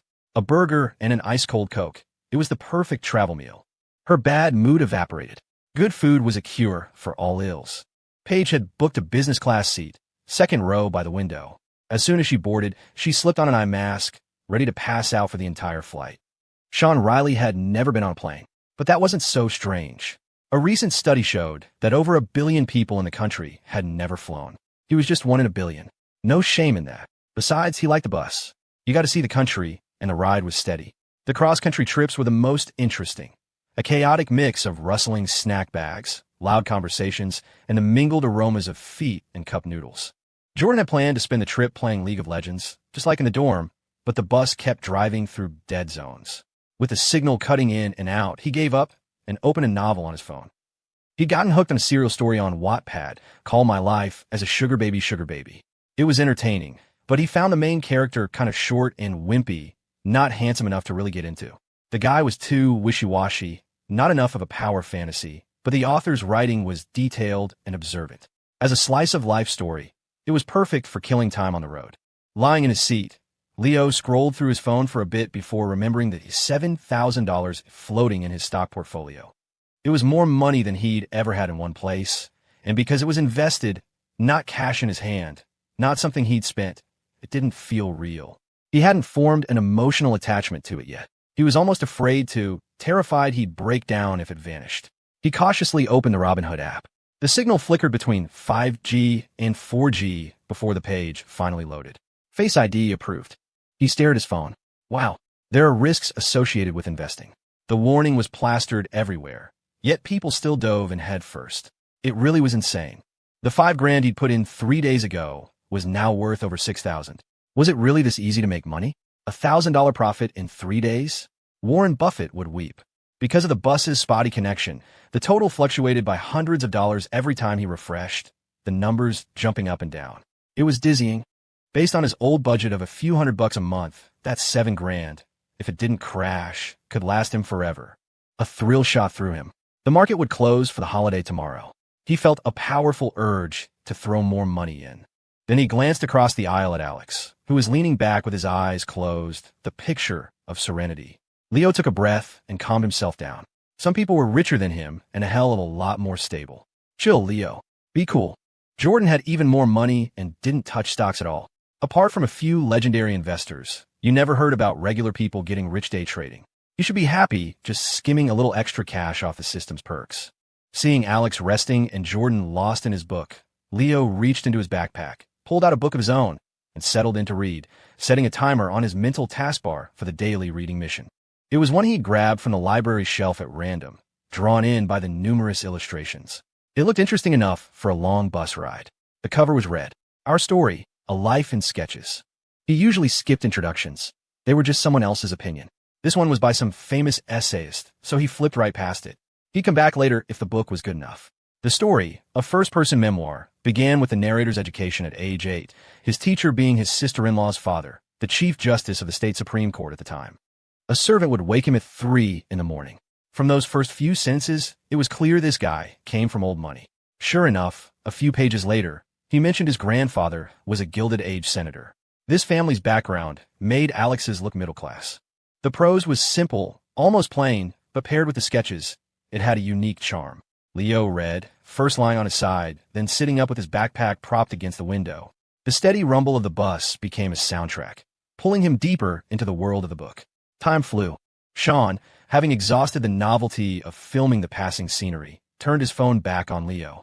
The Roommate Chronicles. He framed a shot of Leo reading, the changing landscape outside the window, creating a dynamic background. Then Leo sat up, his body swaying with the motion of the bus. Reading in a library and reading on a cross-country bus were two entirely different scenes. The bus gave it a feeling of grit, a sense of journey. After getting enough footage of Leo, Sean wandered toward the front of the bus to capture a few more establishing shots. Leo kept reading. The book spanned nearly a century. The author was born in 1922, and his memoirs stretched from his childhood memories to his wife's death in 2008. He himself lived to be 99, passing away in 2020. It was the history of one man and the history of an era. His life rose and fell with the tides of the country. There was hardship and joy, but his words and drawings focused on the bright spots, the funny memories. When a nation was in turmoil and their train was abandoned in a small town, what he remembered most was how delicious the local tamales were. What struck Leo the most was that the author had been separated from his wife for 22 years due to political troubles. They communicated only through letters, at first filled with romance, later with the mundane details of life. Their children's shoes, their son's job search, buying beans. After he was finally cleared and they reunited, they had 13 years together before she fell ill. She was sick for 16 years before she passed. He only started learning to draw after her death, at the age of 86, sketching scenes from their past. At 90, he started learning piano. When you live long enough, the timeline stretches, and you can experience so much. In that era, a couple could be separated for 2 decades and still come back together supporting each other through everything. Now, people might forget each other after 2 years apart. Had the times changed? Had people changed? Or had everything changed? Leo found himself reading differently now. He wasn't just consuming the content. He was thinking, considering the author's deeper context, connecting the story to the historical period. He paid attention to the dates, converting them into the characters' ages to make it all more visceral. By the end, he was moved by their love, but he was more deeply affected by the history he'd absorbed through their story. Reading a dry history textbook, you'd never remember the key events of a certain decade, but experiencing it through one person's life made it unforgettable. The main text concluded with his wife's memorial, held on March 20th, 2008. He had written the epitaph, "Through troubled years, you bore the weight, finding peace only as it grew late. Why did heaven not grant more time? Today, my love, you are no longer mine. In this weathered world, who can foresee the turning tides of memory? I have seen all, and now let go, to find you in the next life's glow." Reading from the author's perspective, Leo couldn't imagine what it felt like to write those words. Perhaps after such a long illness, he was prepared. Part of growing up, he realized, was learning how to say goodbye, how to lay your loved ones to rest. The appendix contained excerpts of their letters from 1973 to 1978. They were filled with ordinary things: buying pumpkin seeds, their son's first job, the fact that their daughter needed a watch. I received the $6.20 you sent. Mundane, trivial details. But for some reason, reading them made his eyes burn. If he, a reader, felt this way, what must it have been like for the author, rereading those letters again and again? It was a profound journey. As the bus moved forward, he had traveled 90 years back in time. The sharp, salty smell of instant noodles snapped him back to the present. The bus rumbled on. A mechanical voice echoed in his mind. Host has completed an immersive reading experience, gaining insight into another's life and refining his own perspective on love and existence. Reward: basic drawing proficiency, level 1 permanent. We all have a story. The difference is you can record it. When you do, your story may become valuable to others. Leo was still coming back to himself. Good. He was glad he hadn't read the introduction. His own feelings were enough. The bus was alive with noise. Alex was up, stretching his legs in the aisle. Jordan was making a cup of noodles. Sean was chatting with another passenger. Somewhere nearby, a child laughed, and a mother called out, "Don't run so fast, you'll fall." There was always a pen and paper in a college student's backpack. The pen Leo was holding happened to be one he'd pocketed from the ST. Regis. It was a common instinct, he figured. You stay in a 5-star hotel, you take the extra slippers, the fancy toiletries. The stuff wasn't even worth 1% of the room rate, but it felt like a waste not to. It was harder to do when you were with a girl, but he'd still managed to snag the pen. He couldn't help himself. It felt like a crime to leave free stuff behind. The ST. Regis' pen was made of white metal, elegant and refined. It had a gold cap and a satisfying heft. With a simple twist, the nib retracted, making it perfect for carrying around. He flipped open a small notebook, a plain one he'd grabbed from the dorm, about half the size of a standard sheet of paper. Leo had loved to draw as a kid. When his family moved, he found a box under his parents' bed filled with his childhood doodles. They were actually pretty decent. He'd even taken sketching classes for a while. But then the relentless pressure of the American education system took over. The message was clear: focus on your grades, get into a good school. Art was for prodigies who might become the next Van Gogh, or a last resort for kids whose grades were too bad for a traditional path. Since Leo's were fine, art fell by the wayside. It was the most cost-effective route. He'd completely forgotten he even had this hobby.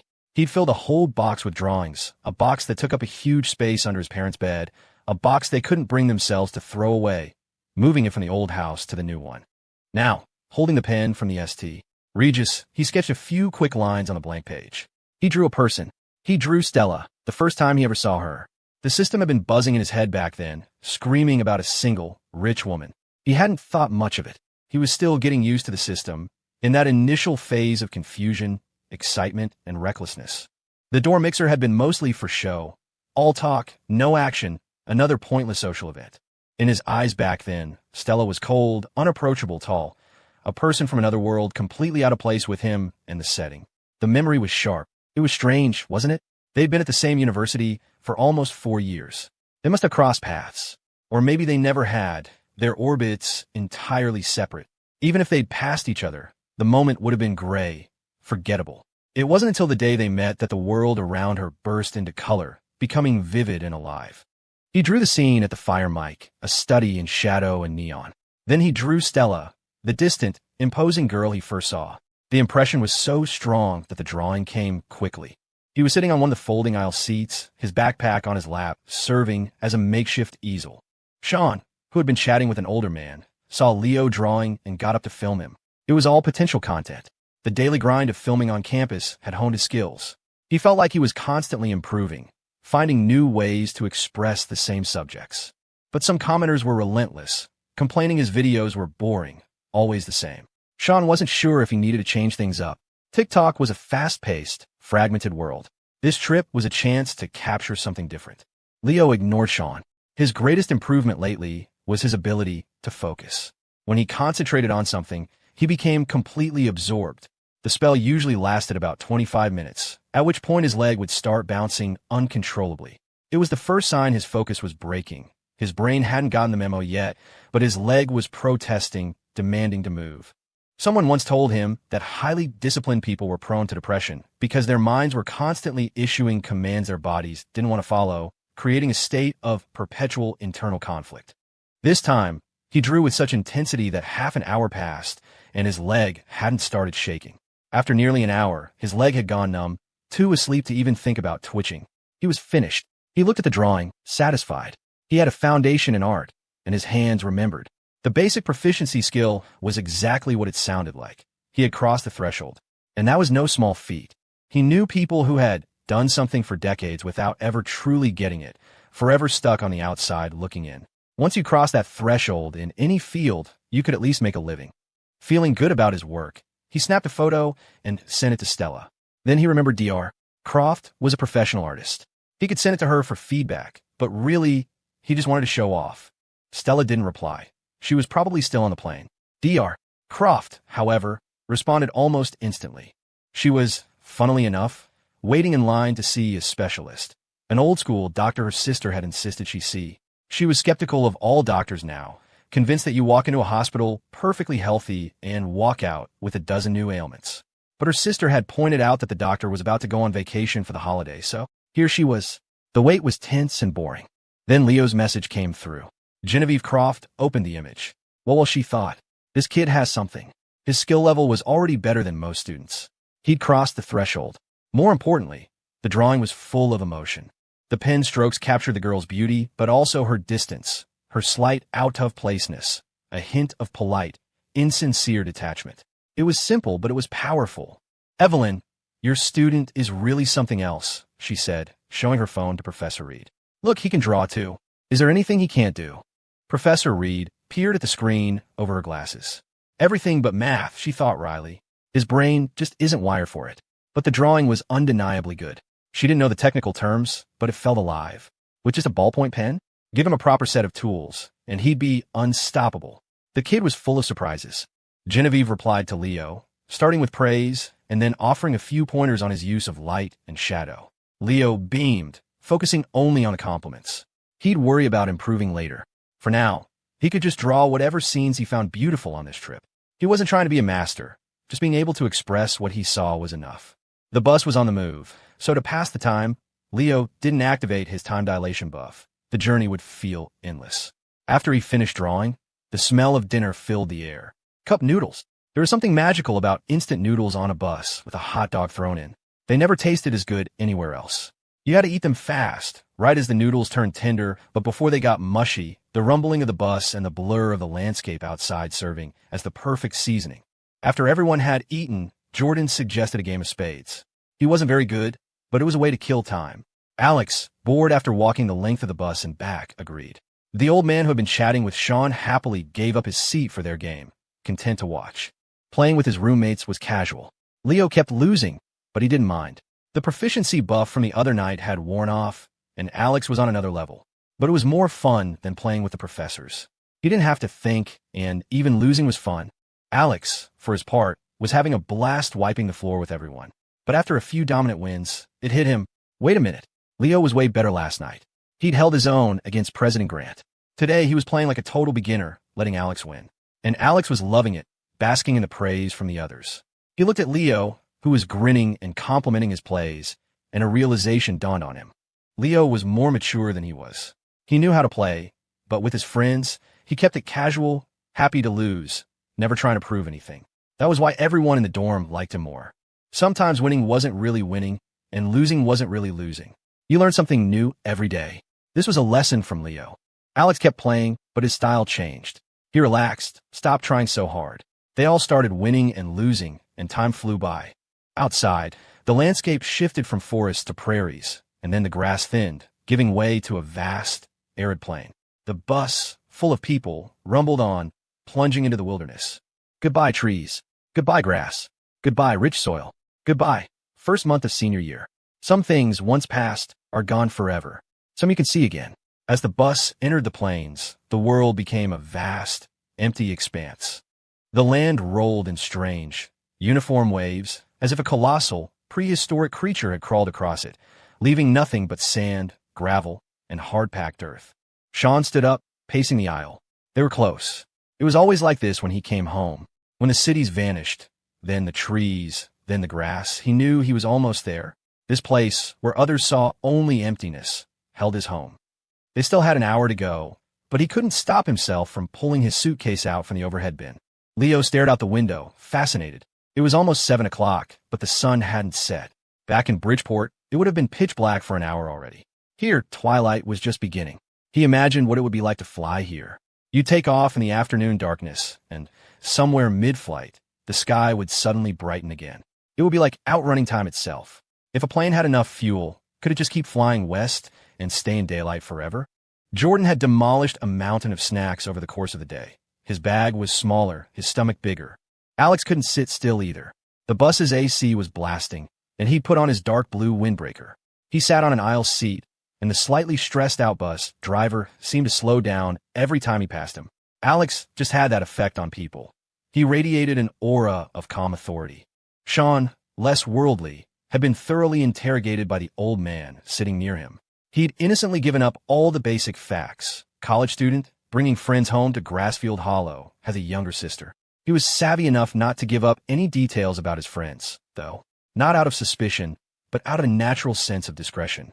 The old man didn't seem like a bad guy, just a bored traveler making conversation. Jordan, on the other hand, when asked, would launch into a full-blown conversation, asking the old man where he was from, what his kids did, how old his grandkids were, and then showering praise on the man's college-age grandson.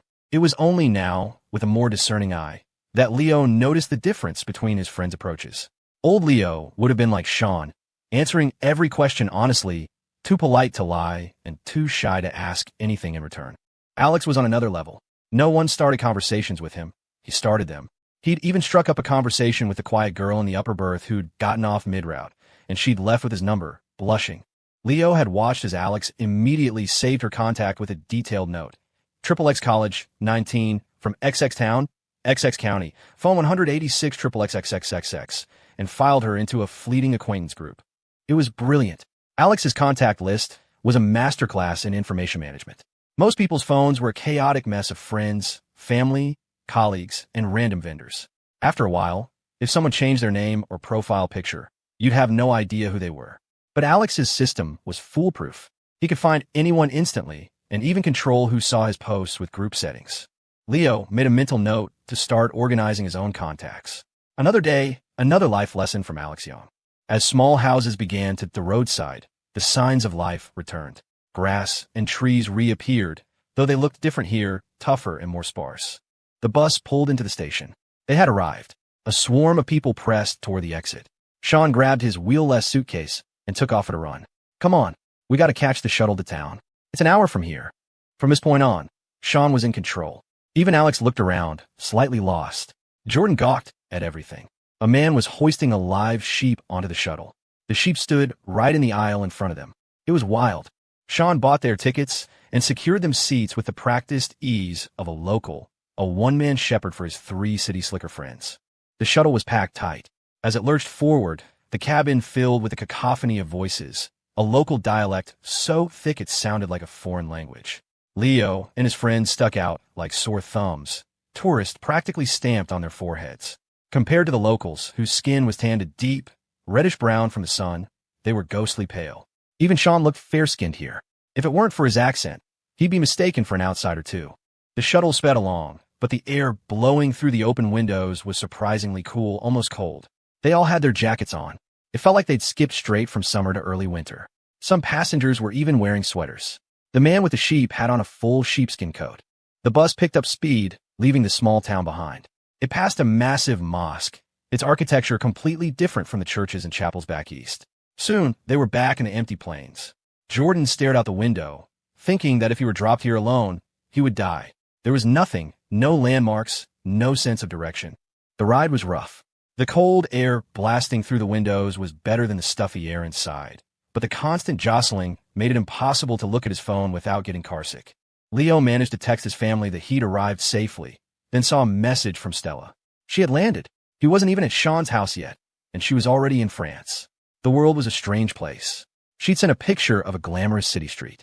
Leo looked around, then carefully took a picture of the sheep in the aisle and sent it to her. Someone had wrapped a burlap sack around the sheep's body, probably to prevent any accidents, but its head was sticking out. It had a dumb, innocent look on its face. Jordan was staring at it, locked in a silent duel. In Paris, Stella was sitting in the back of a car, maintaining her usual cool composure, when Leo's text came in.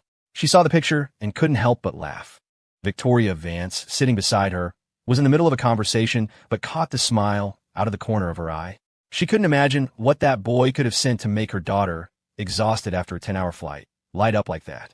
Stella had already seen the drawing Leo sent, and she'd saved it immediately, feeling an urge to have it professionally framed. She suddenly understood why her mother spent so much on art. She wanted to spend a fortune on this drawing, feeling that anything less would be disrespectful. Now, sitting in the spacious Rolls-Royce, she pictured a sheep standing between the seats and giggled again.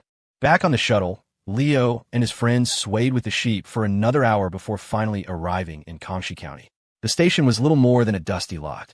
The sheep, possibly carsick, was silent. Jordan was not. He stumbled off the bus and immediately threw up in a corner. He'd eaten too many snacks on the first bus, and the final bumpy ride had churned it all into a toxic stew. Alex's face was pale. He averted his eyes, afraid he'd be next. He leaned on Leo, his legs numb and wobbly. Sean patted Jordan's back, a look of helpless amusement on his face. He hadn't thought to bring motion sickness medicine. They were a sorry sight, half their crew incapacitated before they'd even reached the house. Just as they were collecting themselves, a figure in a straw hat on a beat-up old farm truck waved at them from the station entrance. "Brother, over here. I came to get you." It was Sean's sister. Under the straw hat, her features were striking. Her skin was tan, but her eyes were incredibly bright, and she had dimples when she smiled. She wore a school uniform and sat perched on the driver's side of the truck. This was their ride. She hopped down, surprisingly strong, and helped hoist their luggage into the truck bed. Jordan looked on, embarrassed as this petite girl effortlessly lifted his massive suitcase. He stood there, confused about where to sit. Sean demonstrated, hopping into the open bed and sitting on the edge. It was a convertible with a 360-degree view. Once all four of them were settled in the back, Sean's sister started the engine and headed toward the village. The sun was finally setting, a fiery ball being swallowed by the prairie horizon. At first, the idea of riding in the back of a truck had seemed reckless, but it was surprisingly comfortable. The girl was a little shy, offering a quiet hello to each of them before turning to chatter with Sean in their local dialect. The anxious energy of the journey began to fade. The road narrowed, flanked by rolling hills and open grasslands. The wind was cool and refreshing. Jordan felt like he was coming back to life. This was worth it. It was beautiful. Then from a side road, another truck appeared, this one carrying 3 donkeys in its bed. It pulled up alongside them. It was a surreal moment. Leo fumbled for his phone to take a picture. He had never imagined he would one day be sharing a commute with donkeys. The donkeys, either excited or terrified, let out a series of loud, braying calls. Hee-haw, hee-haw. Even Alex's serious expression cracked into a smile. For a stretch of their journey, they traveled parallel to a trio of donkeys, moving forward together under the evening sky, the prairie wind and the sound of braying in their ears. Night fell. In a brilliantly lit restaurant, Paige Kennedy had arrived at her aunt's house that afternoon. Lunch had been prepared by the family's housekeeper, a woman who was supposedly a master of noodle dishes. She made Paige a bowl of authentic beef noodle soup on the spot, and it looked so much better than the one from the airport lounge that Paige regretted eating so much earlier. The noodles were perfectly chewy, the green onions were a vibrant counterpoint, and the spicy, sour pickled vegetables served on the side cut through the richness of the broth. She'd spent the afternoon resting. Though she'd slept on the plane, she still felt the exhaustion of travel. Her cousin, who'd picked her up in a Mercedes E-Class, lived well. Her uncle was the director of a local hospital. Their house was over 3,000 square feet, with a separate apartment for the housekeeper, a large terrace for outdoor grilling, and a sunroom converted into a tea room. Paige and her cousin, despite not having seen each other in years, fell back into an easy, chattering rhythm. That was just Paige, lively, happy, not a complicated thought in her head. At least, that used to be true. Now, things were a little more complicated. That evening, her uncle had arranged a welcome dinner at a hotel. She hadn't seen him yet, but she remembered him as short and stout, even shorter than her aunt. Ready for dinner, her green baseball cap confiscated by her aunt, Paige put her hair up in a bun and wore a long white dress, looking every bit the pretty, well-behaved young woman. Night fell. The moon hung in the sky, lighting their path. They still hadn't arrived. The open prairie was one thing. You could see what was ahead. But when the road was flanked by tall grass, it was a little unnerving. "Are there wolves out here?" Jordan asked, his voice trembling slightly. He imagined them being picked off one by one. Normally, Alex would have scoffed at Jordan's city boy ignorance. But out here, in the profound silence of the plains, he wasn't so sure. The only sound was the rattling of their own truck. Even the donkeys had left them behind, their braying fading into the distance. If a person were to suddenly appear on the side of the road, Jordan was pretty sure he'd have a heart attack. Alex tried to adjust his position, pressing himself against the cold metal of the truck bed as it bounced along. He'd been on rural survey trips with his father before, but always in a comfortable sedan. This experience was unforgettable. He made a mental note. Never wear thin dress pants to the countryside again. Zegna was no match for a rusty truck bed. He envied Leo's durable-looking jeans. Suddenly, Leo's mind buzzed with a notification. "Congratulations, host, on your progress with Silver Tier Single Woman, Sarah Riley. A small success. Favorability has reached 75. Please continue your efforts and climb to new heights. Sarah Riley, 18. Net worth, $40. Academics, 75, above average. Appearance, 80, attractive." Leo replayed his interaction with Sean's sister. All he'd done was help with her brother's suitcase. She hadn't even spoken to him, just offered a shy, closed-lipped smile, her big eyes watching him. And that had earned him a 75 in favorability? According to Sean, all the young women in the village left to find work in the cities. Maybe that was for the best. This girl was far too trusting, too easily impressed. The sudden favorability boost made Leo a little nervous. Just then, a smattering of faint lights appeared on the horizon. It was no longer just the single beam of their truck's headlights cutting through the darkness. None of them had ever been so happy to see a light bulb. Jordan, who had been picturing every horror movie he'd ever seen, let out a shaky breath. Lights. We're almost there, right? Even Alex, though he hadn't shown it, visibly relaxed. He'd been worried about driving on these unlit roads. Now he understood why cities had regulations against people riding in truck beds. But out here, such a rule would be absurd. Not everyone owned a car. Sean had mentioned his sister had borrowed the truck from their uncle. Finally, they arrived. A pungent smell hit them, sheep manure. So this was the reality of idyllic farm life. Jordan sniffed the air, confused. Alex, whose previous rural experiences were more like curated farm-to-table resorts, was equally baffled by the smell. As they drove into the village proper, the smell dissipated slightly, or maybe they were just getting used to it. The truck pulled up to a house with a courtyard and stopped. The gate opened, and a man and a woman emerged. The man looked weathered and honest, his face deeply wrinkled. He looked old enough to be Sean's grandfather. Then Leo heard the sister call him Dad. The woman, wearing an apron and nervously wiping her hands, had a welcoming smile on her face. They scrambled out of the truck bed, and suddenly the courtyard filled with people. They swarmed forward, instinctively gravitating toward Alex. He extended a hand and began shaking hands down the line. "Welcome, welcome." Sean seemed a bit stunned. The village chief, his uncle, and a host of other relatives were all here. He'd grown more reserved since going to college and wasn't sure how to greet all these elders. But Alex was already handling it, his initial stiffness on the ground giving way to a familiar, easy confidence as he glad-handed everyone. Leo and Jordan stood behind him, smiling politely, content to let the adult of the group handle the diplomacy. Then a wave of older women poured out of the house, surrounding Leo and Jordan. So Sean was right. No young women, but plenty of older ones. Such a strong young man. So handsome. Look at this one. They found their arms being squeezed and their faces being patted. Someone even gave Jordan's belly a friendly pat. They were herded into the courtyard, where Leo saw Sean's sister, her straw hat gone, washing her face at an outdoor spigot. She looked up at their bewildered expressions, and a smile played on her lips, a bead of water clinging to her nose, her teeth startlingly white.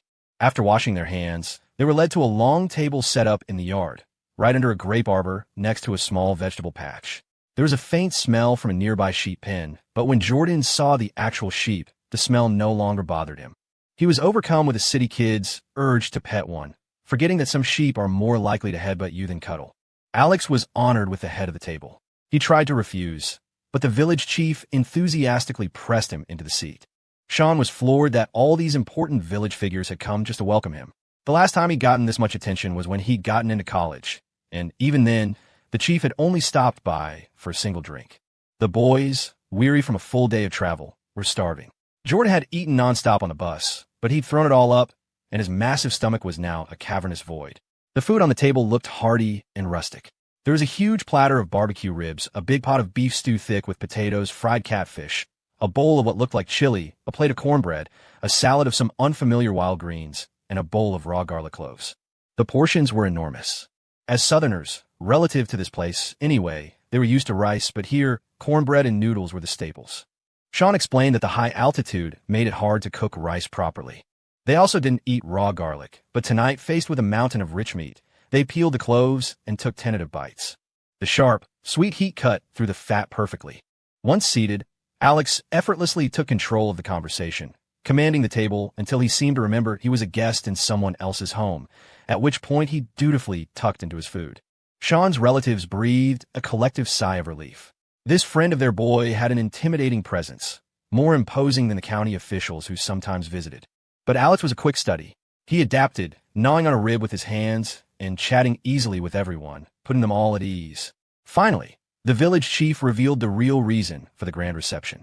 "Sean, you made us all proud," he said. "We've all been watching your TikToks. The whole village watches every day." Sean was stunned. He thought his slice-of-life campus videos were boring. Commoners were always telling him so. But here, in his remote hometown, people were watching daily. Seeing his disbelief, the men all pulled out their phones. The chief's TikTok handle was user153323. His comment history was a stream of simple encouragement. User153323. Nephew, good video. User153323. Keep it up, nephew. User153323. Morning, nephew. Leo and the others stifled their laughter. Sean had seen those comments. He'd even complained to them about this weirdo who kept calling him nephew, assuming it was some kind of internet troll. He never imagined it was his actual uncle. His other relatives had been watching, too, liking, sharing, and saving his videos. He couldn't believe it. He'd never considered this audience. He suddenly had a horrifying flashback to the cringy videos he used to make for girls in his classes. Had his uncles seen those? He prayed they hadn't. "We never went to college," the chief explained. "We like seeing what it's like. When we see you boys studying, playing sports, just living that life, it makes all our hard work feel worthwhile." "You film it well, son," another uncle added. "We enjoy watching. And your friend here is handsome. Good to look at. Sings well, too." Leo was surprised. He'd always assumed their audience was mostly young women. The conversation turned to TikTok. The chief mentioned another creator he liked. That guy in Montana, just Joshin, who just films himself chopping wood and feeding his dog. He's got like 16 million followers. Now he's got the whole town working with him. And those two guys in Louisiana who catch crawfish, an uncle chimed in. They just mess around in the swamp and millions of people watch. The topic of TikTok lit a fire in Sean. He'd been influenced by creators like Just Joshin, whose simple, daily life videos had a massive following. It proved that authentic stories had the widest appeal. And now, hearing it from his own family, he understood on a deeper level. People in cities watched rural creators to escape, to see a life they dreamed of. It worked the other way, too. The idyllic campus life they took for granted was a fantasy for others. A dream, a memory, a road not taken. "Son, you're a college man. You're educated," the chief said, raising his glass. "You can teach us how to do this. This drink is from your uncle. To you. You're a man now." Sean, flustered but resolute, raised his own glass. Jordan, meanwhile, was happily devouring a rib, trying to look inconspicuous. His own TikToks, makeup tutorials, and dance challenges were probably not what Sean's family had in mind. From that moment on, the toast came fast and furious. The women from inside even came out to raise a glass to Leo. The liquor was homemade, a fiery moonshine. Leo remembered his iron liver buff. Use it or lose it, he thought. He wanted to understand why adults loved drinking so much. If he couldn't get drunk, was it still fun? Tonight, with the buff active, he felt a new confidence. He took his glass and made the rounds, toasting everyone. To his astonishment, they all knew who he was. In this tiny, remote village, he was a celebrity. No wonder Sean's sister kept sneaking glances at him. Even Sean's 80-year-old grandmother recognized him, grabbing his hand and shaking it vigorously. Leo toasted her, and she happily downed 3 glasses to his one. As Leo drank, he found his own art of the spiel buff activating. His tongue loosened. You know, people would love to see how things are done here, he said to the chief. How you make cheese, how you farm, how you herd sheep. That's the kind of content people watch. The alcohol flowed. Leo, protected by his buff, remained standing while one by one, the others fell. He even drank Alex under the table. He, the clean-cut kid, had taken them all down. The chief was last to go, mumbling, "Nephew, good nephew." Leo wasn't drunk, but he felt a strange, floating sensation. He sat under the grape arbor and reached up, pulling a grape from a vine and popping it in his mouth. It was explosively sour. The moon was bright, the stars were scattered across the sky, and in the pen, the sheep were sleepy. Sean's sister, Sarah, was a high school senior. She didn't drink. She diligently helped clear the tables and clean up. Leo and Sarah then teamed up to haul Alex, Jordan, and Sean into their room. It was dominated by a massive, custom-built platform bed, big enough to sleep 8. It had been freshly made with new sheets and blankets. It felt just like the dorm, all of them in one room. The room itself was sparse and clean, with a single poster on the wall, a desk, and a wardrobe. With his strength buff, Leo had no trouble maneuvering Alex. Jordan was a dead weight, but manageable. Sarah was surprisingly strong, easily carrying her own brother into the room. Jordan, who didn't drink hard liquor, had seen Leo downing glass after glass, and, feeling the greasy lamb in his stomach, had decided to try a big gulp to cut through it. He collapsed on the spot. Alex could handle a little, but he was used to fine scotch, not high-proof moonshine. Thinking it must be weaker than it tasted, he'd had a few glasses and promptly passed out in his chair. The chief had chuckled at the sight. That boy sleeps just like our mayor. After settling his roommates, Leo felt a strange sense of clarity. His body felt loose and floaty, his mind sharp and detached. It was as if he could take a few steps and ascend into clouds. No wonder drunk people felt invincible. His mind and body were completely disconnected. It was after 10, but the village was silent, dark as midnight save for the occasional bark of a dog. Sarah led him to the washroom in the courtyard. To Leo's surprise, it was a modern, flushing toilet, not an outhouse. It used to be an outhouse, Sarah explained proudly. But a few years ago, the government offered grants to upgrade. You could get a few $1,000s just for building a modern bathroom, so most people did. They even had a water heater, but the cold water was shockingly frigid, numbing his fingers. He couldn't believe that just a day ago, back on campus, it had been hot enough to want to take his shirt off. Here, he felt like he needed a winter coat. Sarah brought him a fresh towel and a disposable toothbrush. When he finished, he went into the main living room. It was too cold to stay outside. The temperature drop from day to night was extreme. Inside, it was warm. A wood-burning stove was already lit, a kettle steaming on top. Sarah closed the door and poured him a cup of tea. She was sitting on the sofa with a textbook, waiting for him. A high school senior. You had a lot of homework? Did we interrupt your studying today? A little, but I finished most of it at school, she said. It's no problem. My brother said his friends were coming. We were all very happy. Leo took a sip of the hot tea. He wasn't drunk, but his body felt off, like it needed to be flushed with water. With a rare moment of quiet, he pulled out his phone. Before he started dating, he never had important messages to check. He just scrolled TikTok or read novels. But now his phone was a lifeline. He'd glance at it constantly, waiting for a message, a small smile appearing whenever one arrived. It was a powerful dose of emotional validation. It was almost 11 here, which meant it was around 4 p.m. in Paris. He'd already told Stella goodnight, but he couldn't resist sending another message.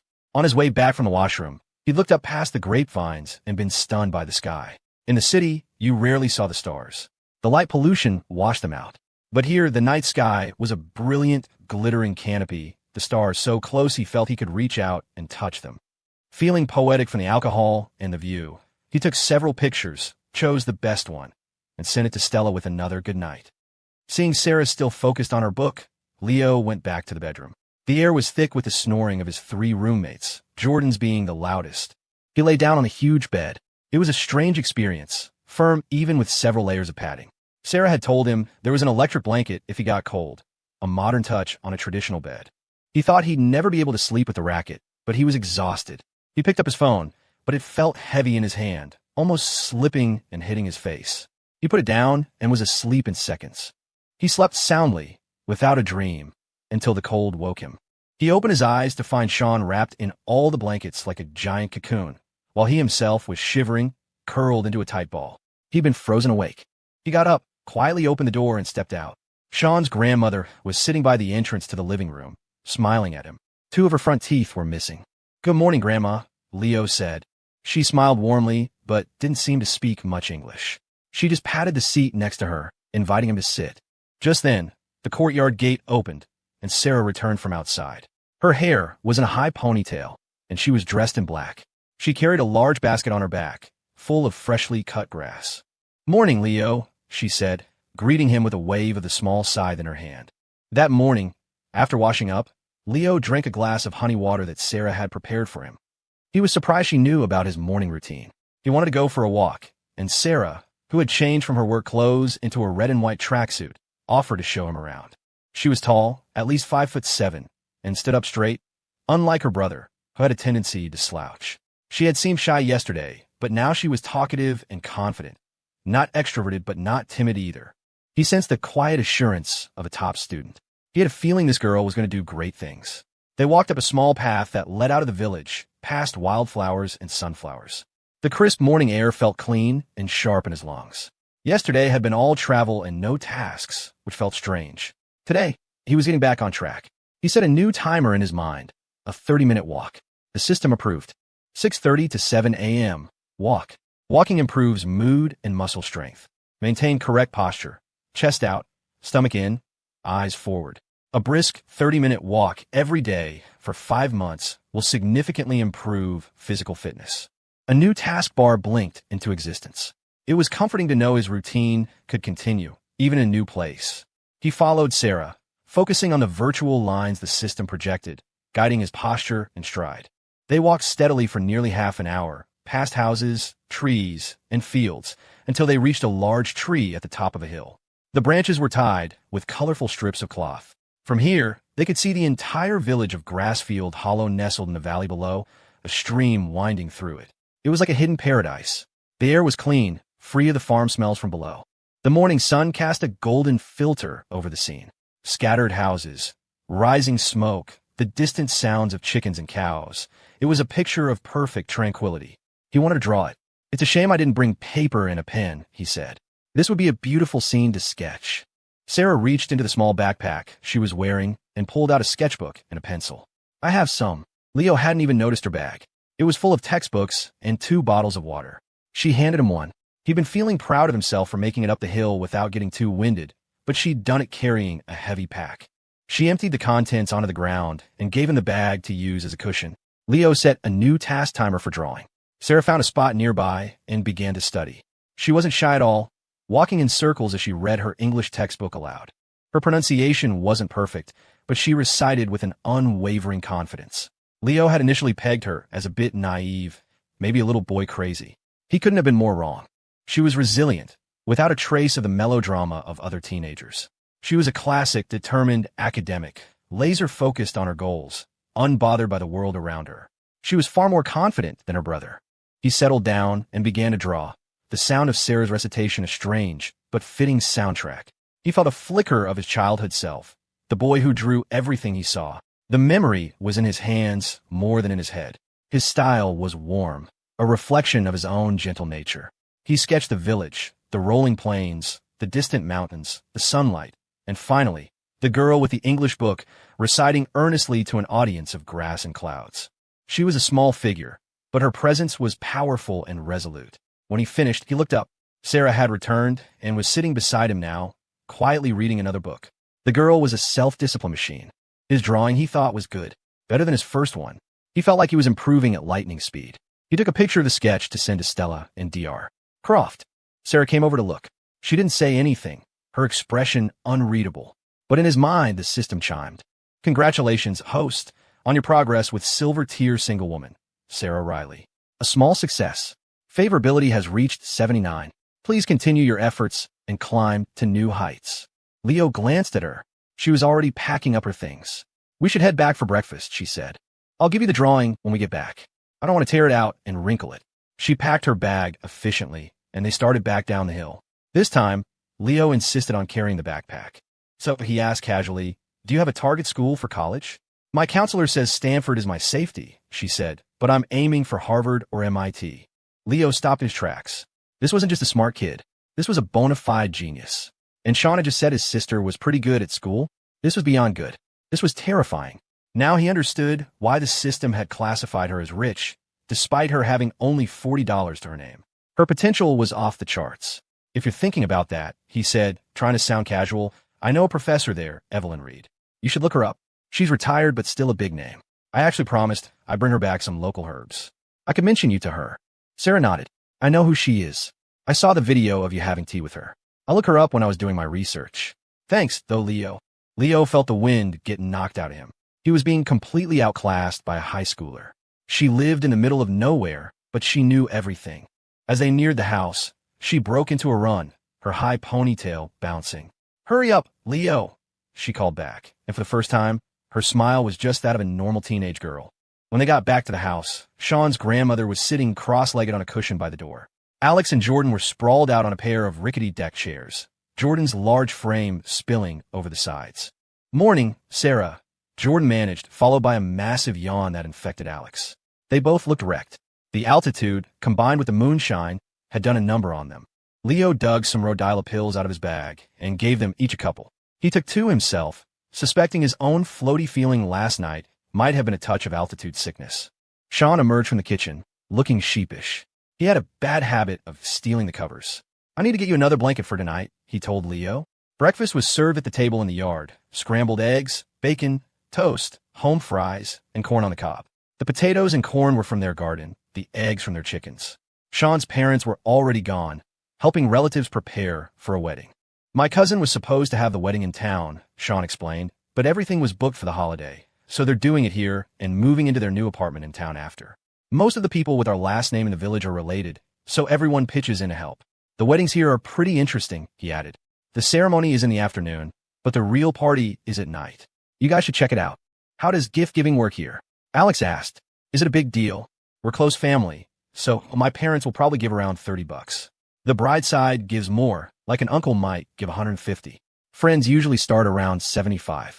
But the family also has to help with all the work. Since I'm still a student, I'm not expected to give anything. He paused, looking a little embarrassed. He was a senior in college, older than many of his peers who were already married with kids. Should we give a gift if we go? Leo asked. No, you guys are guests from far away. Everyone will be happy just to have you. No gift needed. Leo, you're a celebrity in our village, Sarah chimed in, munching on a piece of toast. You definitely don't need to give a gift. They'll probably just want a picture with you. You could be like those tourist trap goats at the scenic overlook, charge $5 a photo. You might even make some money. She grinned, her eyes sparkling with mischief. Leo laughed. Deal. $5, but for you it's 2 for 1. Sarah immediately ran inside to get her phone, an old, unfamiliar model. She added Leo on a messaging app and promptly sent him $5. Leo then had her add Alex and Jordan. You guys want to know her, he told them. Her safety school is Stanford. Jordan's eyes went wide. No way. I have to be friends with her. I've never met a high schooler that smart. Alex quietly added her and gave her a thumbs up. After breakfast, Sarah cleared the dishes and went back to her room to study. The rest of them relaxed. Jordan and Alex reclaimed the deck chairs. Sean decided to stay home and clean the sheep pen. Most of the chores at home were now done by Sarah. After years away at college, Sean was out of practice. Leo checked his internal taskbar. The system had updated. 8 to 9 a.m. Learn to labor. Honest work is honorable. The sincerity of your effort is moving. A strong body will carry you far. When you have nothing else, you are your own last resort. When your mind soars too high, a session of good, hard labor will bring you back to earth. Message received, Leo thought. He offered to help Sean with the sheep pen. Sean thought it was a great idea. More content for his TikTok. He handed Leo a plastic coverall, his sister's, since his was too big, and a hose. Leo, suited up, felt like he was at a crime scene cleanup. Sean started filming, crouching down to get interesting angles. Leo sprayed down the pen, the sheep scattering. At first, he was hesitant, But then he scooped up a lamb and held it aloft, and his fear subsided. Water splashed on his face. Jordan, not wanting to be left out, put on Sean's coveralls and joined in. It was a chaotic, happy scene. Jordan manning the hose, Leo scrubbing, lambs running everywhere, Sean filming, Alex sitting nearby, writing in a notebook, and the grandmother dozing in the sun. Inside, through the window, Sarah would occasionally look up from her book, watch the scene in the yard, and smile before returning to her studies. From the balcony of her hotel room, the Eiffel Tower was perfectly framed. Victoria Vance watched her daughter, Stella, who was curled up on an outdoor sofa, staring at her phone and smiling like a fool. Victoria sighed. She had always tried to give her daughter the best of everything, to broaden her horizons and show her how vast the world was, so she wouldn't get caught up in petty dramas. She wanted Stella to be confident, independent, and resilient, not someone who would fall for a boy just because he bought her dinner or paid her a little attention. But here she was, in one of the most beautiful cities in the world, completely absorbed by her phone. Her husband had warned her not to interfere, that Stella had a rebellious streak, and pushing would only make it worse. Let her have a college romance, he'd said. She'll probably get bored of it herself. Victoria couldn't help her curiosity. She took a cashmere blanket out to the balcony and draped it over her daughter. What are you looking at? You've been staring at that thing for an hour. Stella looked up, recognizing her mother's transparent attempt to act casual. She forwarded Leo's messages, the picture of the stars and the two drawings. Victoria's phone chimed. The first image was the night sky. It was stunning, not just beautiful, but mystical, as if taken from a dream. It had an ethereal quality that made her feel like she was floating. The second image was a drawing. She recognized her daughter immediately, but at the same time, she didn't. Did Stella really look like that? So grumpy. Her brow wasn't furrowed, but she radiated an intensity that was almost intimidating, a keep-out sign to the world. And the girl next to her, that was the one from the singing competition, wasn't it? Even as a rough sketch, her long hair and bright smile were unmistakable. Victoria felt a prickle of unease, but the drawing itself was good. The kid had real talent. Then she looked at the third image, a landscape. The technique was even better here, the use of light and shadow more refined. There was a girl in this one too, a small figure in the distance, but she seemed to be the source of the drawing's vibrant, upward-striving energy. It was a beautiful piece. If a young artist had shown it to her, she might have paid thousands for it, just to support them. But this was drawn by the boy her daughter liked, which complicated things. Why did he draw that other girl in the first picture? She thought, her jealousy flaring. And who was the girl in this one? Victoria wasn't one for subtlety. Who's the girl in the second drawing? She asked aloud. Stella stared at her. What? Mom, Jessica is barely a sketch in the first one, and the girl in the second one is a stick figure. Are you the one in love, or am I? She shifted, laying her head in her mother's lap, a gesture that took Victoria back to Stella's childhood. Mom, Stella said softly, you have to see the good things, not just focus on the little flaws. I know other girls might like him.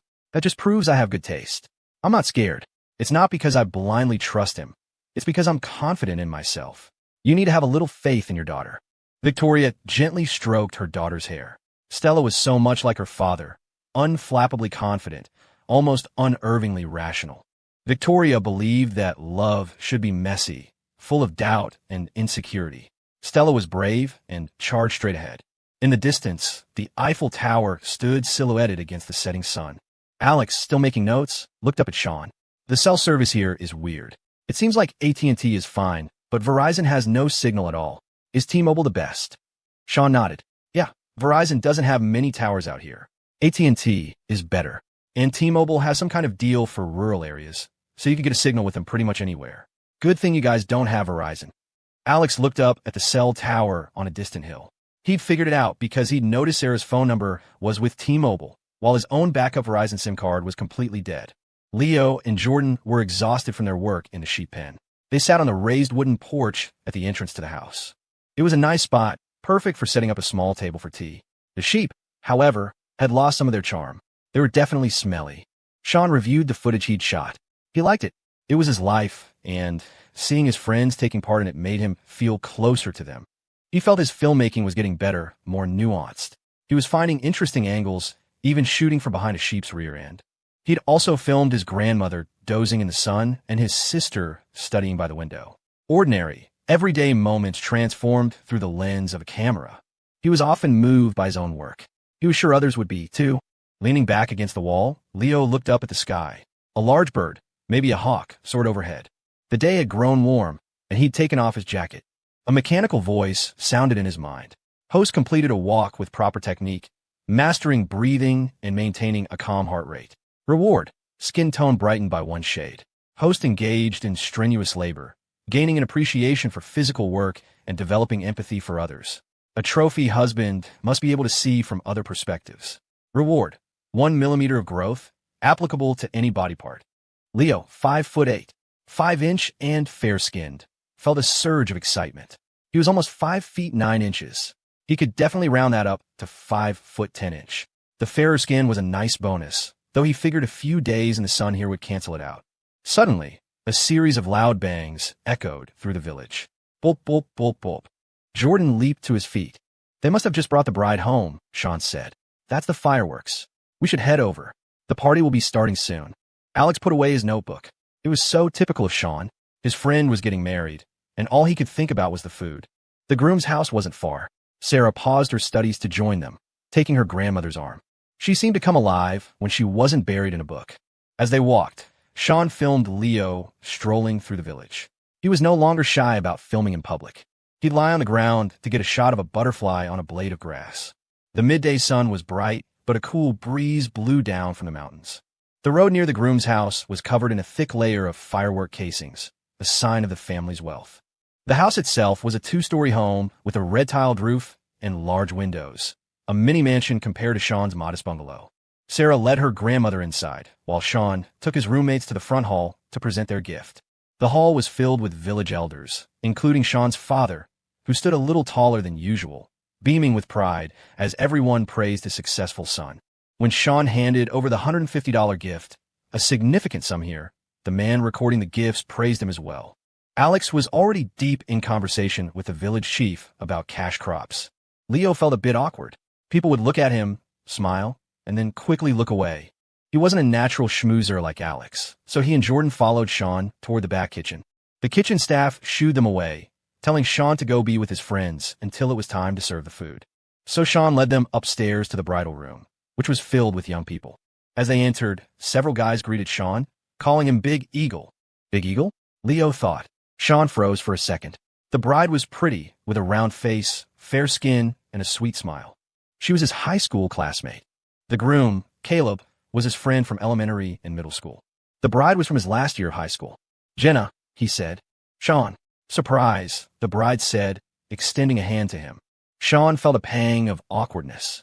He'd repeated a year of high school, so he had friends from 2 different graduating classes. Jenna had been in his class the second time around. He remembered having a bit of a crush on her, stolen glances across the classroom. But he'd been so focused on studying, on escaping, that he'd never dared to think about anything else.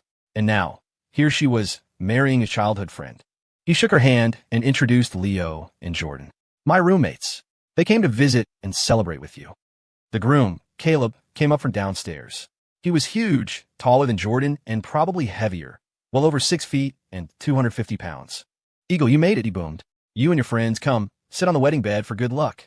They were pushed by the crowd onto the big, red-covered bed, with Sean squeezed in next to the bride.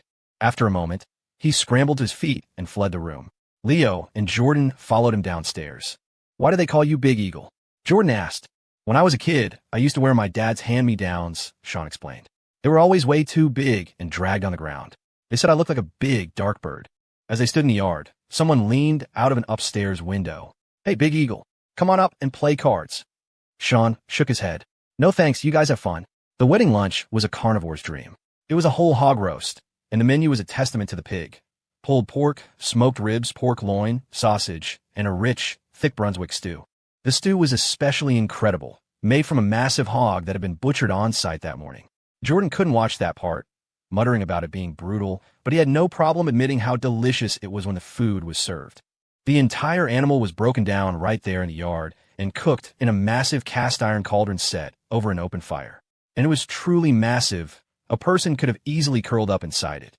Once the meat was cooked through, a team of men descended on it. They pulled out the choicest cuts, the ribs and loin, still steaming hot. The liver was sliced thick and plated. The rest of the meat was stripped from the bone and diced into pieces the size of a pinky nail. For people worked in tandem, dicing the pork and even the offal filling an enormous basin before tipping it all back in a cauldron to simmer into the stew. Right before serving, they added blood sausage, also diced. The final product was less stew and more meat suspended in a thick, savory broth. When you got a bowl, you'd ladle in a huge scoop of the meat mixture, then add a little of the broth. A toppings bar was set up with chopped onions, cilantro, green onions, hot peppers, and black pepper. It was phenomenal, with zero gaminess, just pure, savory flavor. Even Jordan, the pickiest eater, went back for a second helping. Leo had 2 bowls himself, but it was heavy stuff. Most stews were broth with a little meat. This was a bowl of meat with a little broth. The pork was tender and sweet, studded with the rich flavors of the sausage and offal, offering a satisfying chew that made every bite an experience. They tried to get Alex to sit at the head table with the adults, but after witnessing the drinking culture the night before, he'd flat out refused. He stuck with Leo and the guys at what was essentially the kids' table. In the eyes of the older generation, if you were still in school, you were a kid. It didn't matter if you were about to graduate. But today, no one was pressuring Leo to drink. In a place like Grassfield Hollow, secrets didn't exist. The story of how the village chief and his buddies got drunk under the table by a college kid was already the stuff of local legend. That kid from the phone, they'd whisper, the one they watched every day. He looked so clean-cut, but man, could he hold his liquor. The chief was famous for his drinking prowess. It was practically a requirement for the job, a way to handle visiting officials. And this kid had put him to shame. He was a good-looking kid, too. People in the village had gotten into the habit of watching Sean's TikToks. They weren't sure why, but they just watched them all the way through. If they missed a day, something fell off. The background music was catchy, and it was interesting to see what the college kids were up to. Now that he was here in the flesh, they were curious. The people of Grassfield Hollow didn't follow celebrities, but they were starting to understand the strange feeling of fandom. That bizarre disconnect of seeing someone from a screen appear in real life. As he ate, Leo could feel their eyes on him. Not just one person, but everyone. Sean hadn't been roped into serving duty. His family wanted him to spend time with his friends. But every person who brought a new dish to their table was someone different, each one lingering for a second too long, their gaze curious. Leo even saw Sarah, Sean's sister, carrying a heavy, red-lacquered wooden tray laden with platters of fried and braised catfish, the same kind they did last night. Since he wasn't serving, Sean pulled out his phone and started filming. He'd learned to look at these familiar scenes with a new eye, realizing that what was commonplace to him was fascinating to others. He framed a shot of Leo eating. Out here, Sean had no inhibitions, but Leo felt a strange sense of self-consciousness, the weight of all those eyes making him feel like he was on display. He forced himself to focus on the food, treating it like a task to complete just to get through it. Halfway through the meal, the bride and groom came around to toast each table. The groom, Caleb, was well-spoken. He welcomed them warmly, told them to eat and drink their fill, and even recommended a horse ranch nearby that they could check out in the afternoon. You could take my truck, he offered generously. Since they were at the kids' table, the toast was informal. The newlyweds drank, but the boys could just sip their sodas. At the other tables, Leo saw guests giving the bride red envelopes stuffed with cash, which required a personal toast and another shot. Watching other people's weddings, it seemed like a lot of work. He couldn't even imagine his own. The whole scene felt mortifyingly awkward. Even Caleb, who was handling it like a pro, still had a faint blush of embarrassment on his face. Alex, free from the pressure of the head table, was having a great time chatting with the actual kids. So, is school tough? He asked a little boy, who looked like he was about to cry. Studying hard? Got any problems? The whole table of children ate with the quiet diligence of students in classroom. After lunch, Leo, Alex, and Jordan walked with Sarah back to Sean's house. It wasn't far, just a short walk up along the creek. Sean said he had to take care of something. His parents and grandmother stayed behind at the wedding to help clean up. His grandma, finding a sunny spot in the yard to gossip with the other old women while they waited for dinner. Even though they'd only been here a night, the sight of the Riley's small, single-story house already felt familiar. For some reason, after just one day, Leo found he preferred this humble home to the bride's family's larger, 2-story house. Maybe it was a location higher up and quieter, surrounded by wildflowers with a mountain at its back. Or maybe it was because Sean and Sarah were here. The little house had an air of studiousness about it. In the main room, a glass cabinet was filled not with classics, but with Sean and Sarah's old school books, all stacked in neat, orderly rows. At Caleb's house, for all its flashy newness, Leo hadn't seen a single book. Sarah spread a woven mat on the porch for them to lounge on, then went back inside to study. It was a stark reminder that academic success wasn't just about natural talent. It was built on a foundation of relentless hard work. The three of them sat on the porch, a little shaken. The groom was their age.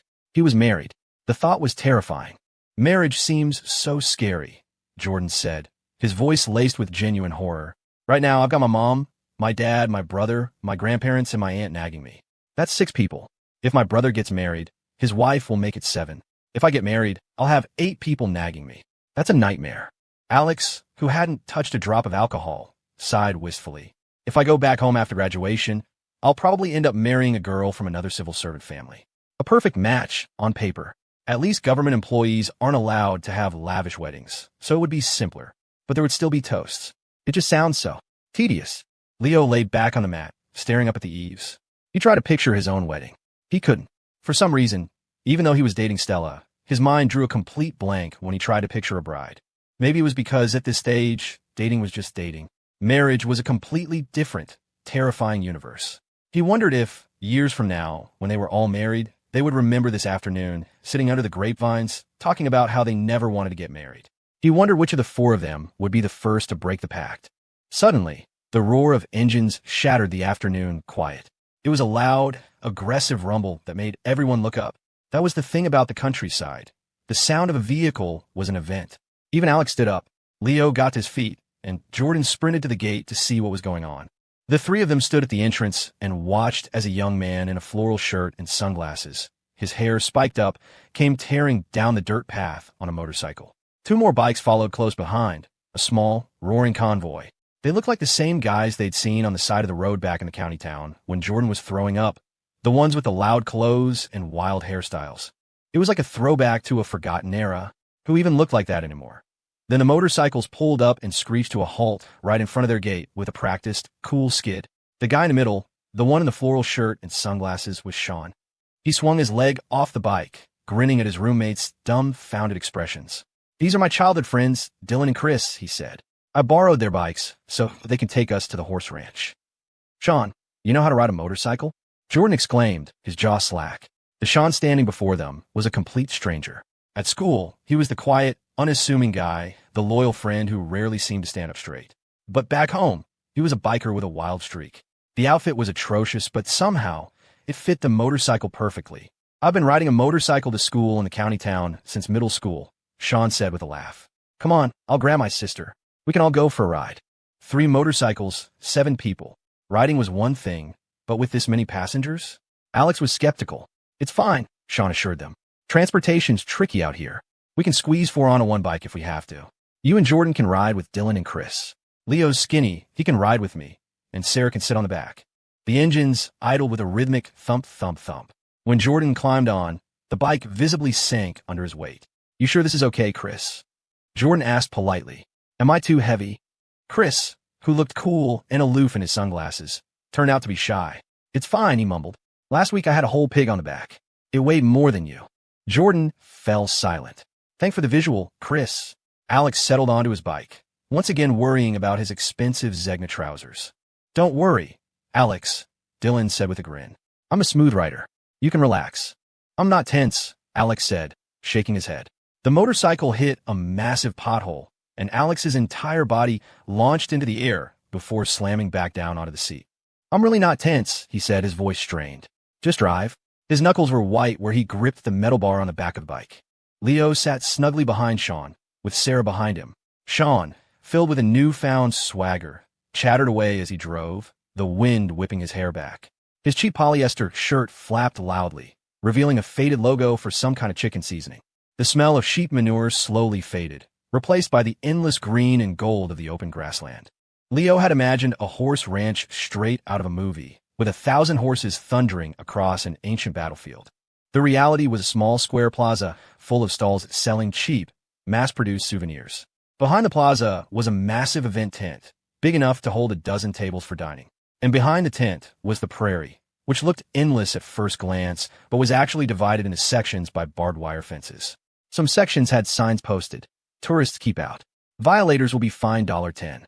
The fine seemed surprisingly reasonable. $10 wasn't much. Jordan, the privileged son of a factory owner, figured he could step back and forth over the wire all day and barely make a dent in his wallet. For a first-time visitor, the place was baffling. The sign at the entrance clearly said XXX Ranch, but there wasn't a single horse in sight, just a bunch of tourist traps. Luckily, they had Sean's friends. Chris, a wiry, dark-skinned kid, said his great-uncle worked here and could get them some horses. While other cars had to park at the plaza, Chris's connection got them through another gate. They followed a narrow track deeper into the property. It wasn't really a road, just a pair of ruts in the dirt, and the motorcycles handled it like fighter jets, occasionally going airborne. Alex was grateful he'd gotten off at the entrance to stretch his legs and survey the local economy, which mostly involved checking the prices on the cheap souvenirs. It gave his backside a much-needed break. A glass bead bracelet was $20, sunglasses were $40, a hat was $40, and a scarf was $50. It didn't seem like a total rip-off, but despite the clear weather and the fall break holiday, the place wasn't crowded. Business seemed slow. The dining tent was only a third full, mostly with locals and a handful of tourists. It was bustling but seemed to be running on a self-service basis. There were no waiters in sight. The locals were incredibly hospitable as hosts, but as service staff, they adopted a more hands-off approach. The general attitude was, "You have hands and feet. Help yourself. I'm not your servant." It was a good thing they'd already eaten. For the first time in his life, Alex discovered he could get motion sickness on a motorcycle. His stomach felt like it was doing gymnastics, and he was starting to feel nauseous. Fortunately, the ride from the gate to the actual stables only took about 20 minutes. Any longer, and Alex might have lost his composed, executive-level demeanor. He felt like the vibrations had shaken the years right off of him, demoting him from a future director to a mere intern. Sean was a steady driver. He'd been riding since he was a kid, back when he was so short he could barely get his leg over the bike. He'd fallen plenty of times, once skidding out near the creek and nearly ending up in the water. He'd even had his helmet stolen in town once. He remembered being so furious that he'd sped all the way home, a reckless move that terrified him in hindsight. If he'd crashed, that would have been it, all over a cheap helmet. The memory had a profound effect on him. Now, whenever he faced a setback, he was less likely to wallow in self-pity and could usually just laugh it off. A prairie boy might not know how to ride a horse, but he definitely knew how to ride a motorcycle. With Leo and his sister on the back, he was more careful than ever. It was Leo's first time riding three to a motorcycle. He'd seen it done, but never experienced it. The reality was, bracing. When Stella was driving, he'd had no problem wrapping his arms around her waist. But with Sean in front, his mind was a tranquil sea. If he accidentally brushed against Sean's back, his first instinct was to recoil. Behind him sat Sarah. Sean had put her on the very back, where a luggage rack normally went. There was a thick cushion, but it still felt precarious. Then again, Sean had said, they sometimes fit 4 people on these things, and no one out here in the country bothered with helmets. There was a raw, untamed energy to this place. Back home, Sean transformed. He wasn't a fish in a tank. He was a wild horse on the plains. When they finally arrived, they saw them. Herds of horses. It wasn't 1,000 thundering hooves, but seeing several hundred horses at once was still a breathtaking, powerful sight. The city boys were stunned. Leo and Jordan immediately took out their phones to take pictures. The horses weren't running free. However, they were kept in large paddocks. There was a small, single-story building with an official-looking plaque on it. This place was a government-run facility. The man Chris called his great-uncle came out to greet them. He was a swarthy man in his 50s, his face a roadmap of wrinkles etched by sun and wind, wearing a felt hat. His speech was heavily accented, but he carried himself like someone used to a professional environment. The first thing he did was shake Alex's hand before Alex had even fully steadied himself. The great-uncle was technically a temporary worker at the station, but he'd been a temp for over 30 years. After a bit of chatting, Alex learned that the horses at this ranch weren't primarily for riding. They were used for drawing blood to produce serum. The roads were bad and tourists were few. Horses weren't needed for warfare anymore. You couldn't ride them in the city, and they weren't as useful for farm work as donkeys. So, their main purpose was pharmaceutical. They occasionally let tourists, acquaintances, or visitors with connections ride the horses. Leo's group fell into the acquaintances category, and with Alex's polished demeanor, they were treated like the connections. Alex quickly struck up a rapport with the great-uncle, even handing him a couple of packs of American spirits he'd seemingly produced from thin air. The man had initially been wary. His nephew, Chris, was a bit of a loafer who'd learned to fix cars, but wasn't very good at it. He figured Chris's friends would be cut from the same cloth. But then he saw the group. One of them, a village kid, was in college and had brought his university friends. These boys were clearly from the big city. One was chubby and cheerful, one was handsome and fair-skinned, and the third looked like the son of an important official, refined and expensive. And the other two must be the Riley kids, They both had a promising air about them, and he'd heard the daughter was brilliant. Dylan, the other friend, he knew. He and Chris knocked around together. Recognizing them as honored guests, the great-uncle personally led them in to pick out their horses, even assigning a handler to each of them. The handlers were all local guys, also temps from nearby villages. The full-time employees worked in the county seat and only came out a couple of times a month to check on things. Being able to choose their own horses was a thrill. Leo was ecstatic. Finally, his riding skill was about to be put to use. He'd always wanted to ride, to feel that freedom of galloping across an open field, a feeling he imagined was embedded in the soul of every American. From the outside, the horses had looked a bit listless, but the great-uncle led them to an inner paddock where a group of magnificent, gentle-looking horses were kept. It seemed every place had a special stash reserved for the VIPs. Most were reddish-brown, with one or two white ones mixed in, though the white horses didn't look as powerful. "You can ride any of these," the great-uncle said. "They're all very gentle, and our handlers will stay with you. It's perfectly safe. Other places, they'll charge you $100 for a 10-minute walk. Here it's free. Ride as much as you like, just be careful." Chris knew how to ride. He came here often. The others, including Sarah, were novices. They had donkeys in the village, but horses were rare. In the end, Alex and Leo both chose white horses. Jordan wanted a white one too, but given his size, they guided him toward a large, sturdy brown stallion. Sarah picked a sleek black mare, and Dylan chose a brown horse as well. Sean opted out, deciding to ride with Chris so he could focus on filming. Riding a horse is addictive. The ever-composed Alex started off cautiously, but a wide, irrepressible grin soon spread across his face, making him look years younger. Jordan was just as thrilled. He was nervous at first, but the handler assured him the horse was gentle. "Just hold the reins, relax your body, and move with the horse's rhythm," he'd said.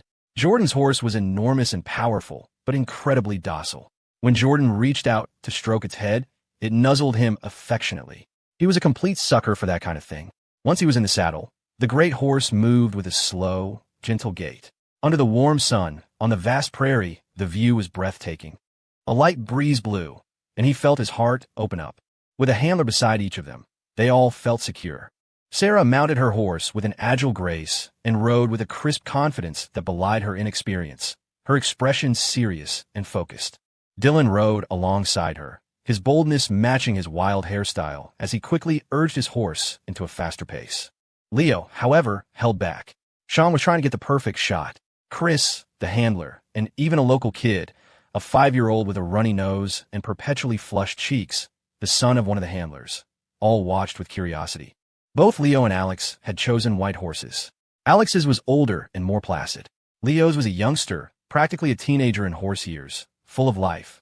The moment Leo saw the horse, he thought of Moose.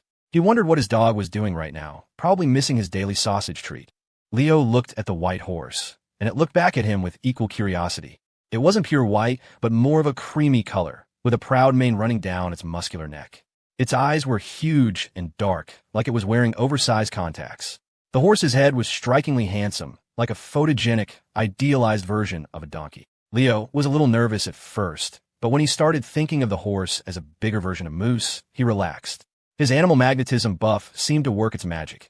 The horse sensed he was no threat and curiously began to sniff him, its head circling Leo's neck, shoulders, and even his backside. Following the handler's instructions, Leo patted the horse's head and stroked its back. Horses enjoy being petted, but you have to do it right. The wrong touch could earn you a swift kick. But if you did it well, a horse might just toss its head back and nicker with pleasure.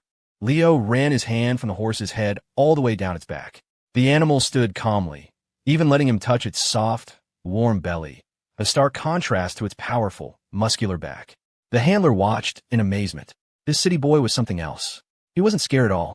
This particular white horse, chosen often for its looks, had a bit of a temper, yet it was getting along famously with this kid. Sean filmed intently. The scene was beautiful. Even for someone who'd grown up on the prairie, it was breathtaking. There's a natural harmony in the interaction between humans and animals, a sense of peace and tranquility. After spending some time getting acquainted, Leo felt ready to mount. The horse seemed eager. Once in the saddle, Leo took a moment to feel the rhythm of its walk. The prairie grass was soft, like a plush carpet, which cushioned the ride. He started at a slow walk. Sean was on another horse, ridden by Chris, filming as they went. The wind made the camera a bit shaky, but the footage was gorgeous. The the sound dominated by the rush of air. Late afternoon was the golden hour for filming. The light was soft and flattering, making everything look magical. It was the time of day directors cherish for shooting their most emotional, high-stakes scenes. Leo started slowly, but after a little while, both he and the horse were itching to move faster. He relaxed the reins, gave the horse's flank a gentle pat, and remembered the handler's instructions. To stop, pull the reins tight. His basic horsemanship, level 1 skill, useless in the city, was about to have its moment. He urged the horse on, and they took off, galloping across the plain. The feeling was at least 10 times more thrilling than riding a motorcycle. With every powerful stride, Leo felt like he was flying.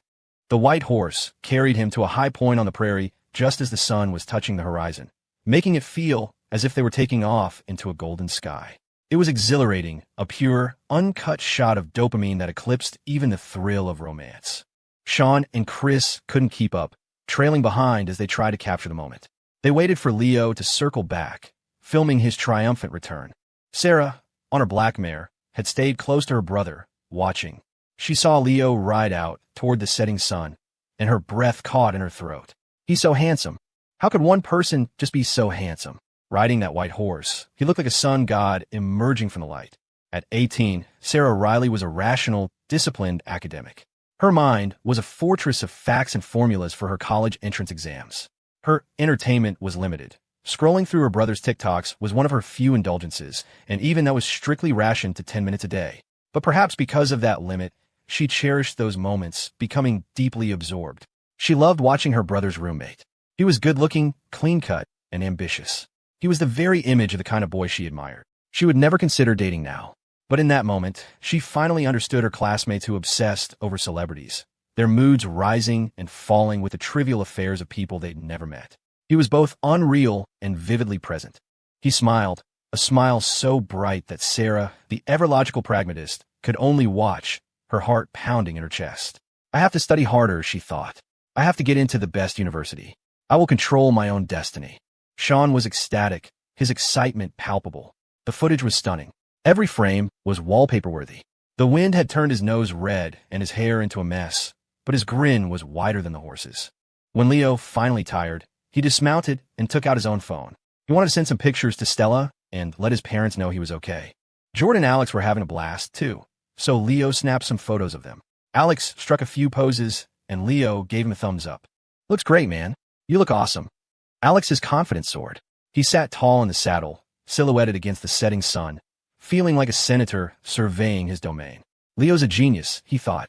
He praises people with such sincerity that you actually believe it. Leo took some pictures of Jordan, too. On horseback, Jordan didn't look overweight at all. The powerful stallion made him look formidable, like a warrior. Jordan was thrilled with the photos. It wasn't just girls who loved a good picture. Guys appreciated it, too, when you made them look cool. He took a few shots of Sarah and Sean, then had one of the handlers take a group photo of everyone, including Dylan and Chris. Finally, Sarah took one of just the 4 roommates. The backdrop was the prairie, the horses, and the setting sun. They sat in the grass, shoulder to shoulder, all of them smiling. That year, Sean was 23, Alex and Jordan were 22, and Leo was 21. It was fall break, a memory captured. They stayed out until the sun was a perfect disk on the horizon, then headed back. Alex lingered to chat with Chris's great-uncle, who extended a heartfelt invitation for them to return. You come back anytime you want, the old man said, giving Alex his number. Just call me, and I'll let you through the gate. You're like family now. Men like you, Mr. Zhang, who dedicate decades to their work, are rare these days, Alex said, his tone full of sincere respect. This ranch is exceptionally well managed. It's clean, and the horses are healthy and spirited. His praise, delivered with the authoritative weight of a future leader, made the old man beam with pride. That's right, he said, unable to resist a bit of boasting. We got 3 other pastures like this one, over 1,000 horses in total. But mine are the best cared for. I don't cut corners or skimp on their feed. Even the bosses from the city say so when they visit. As they finally departed, the great-uncle stood silhouetted against the setting sun, a dark statue waving goodbye. They rode the motorcycles back, their bodies aching from the horses. But strangely, the bike ride felt easier now. Even Alex found it less jarring. Once he relaxed, the bumps didn't seem so bad. The evening wind was cool, and they raced the setting sun back to the village. Sarah sat on the back of the motorcycle, her brother in front of her, and his best friend, Leo, in front of him. She was happy. She wished the ride could last forever. She wasn't a daydreamer. She was focused, her goals clear. She told herself this wasn't a crush, not the silly kind of infatuation she saw in her classmates, which seemed to turn perfectly normal people into idiots. And it wasn't hero worship either. The only person she truly idolized was a famous mathematician. This was something else, a kind of longing. A longing for beauty, for a life she aspired to, for a person who embodied it all. Watching her brother's videos was her daily reward for hard work. It was the incentive that pushed her forward. Her life was simple, monotonous, and disciplined. Leo was a ray of light in that gray world. Not blinding, but necessary. The return trip felt faster, perhaps because they knew their destination. As they neared the village, they could hear the distant sounds of singing and drums.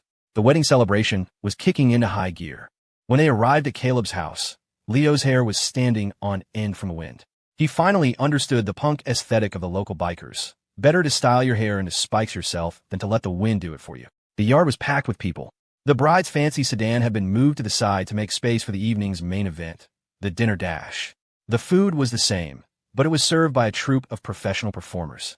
Dressed in vibrant red and green robes, they balanced towering stacks of dishes on lacquered trays on their heads, all while singing and dancing in a display that was part acrobatics, part culinary service.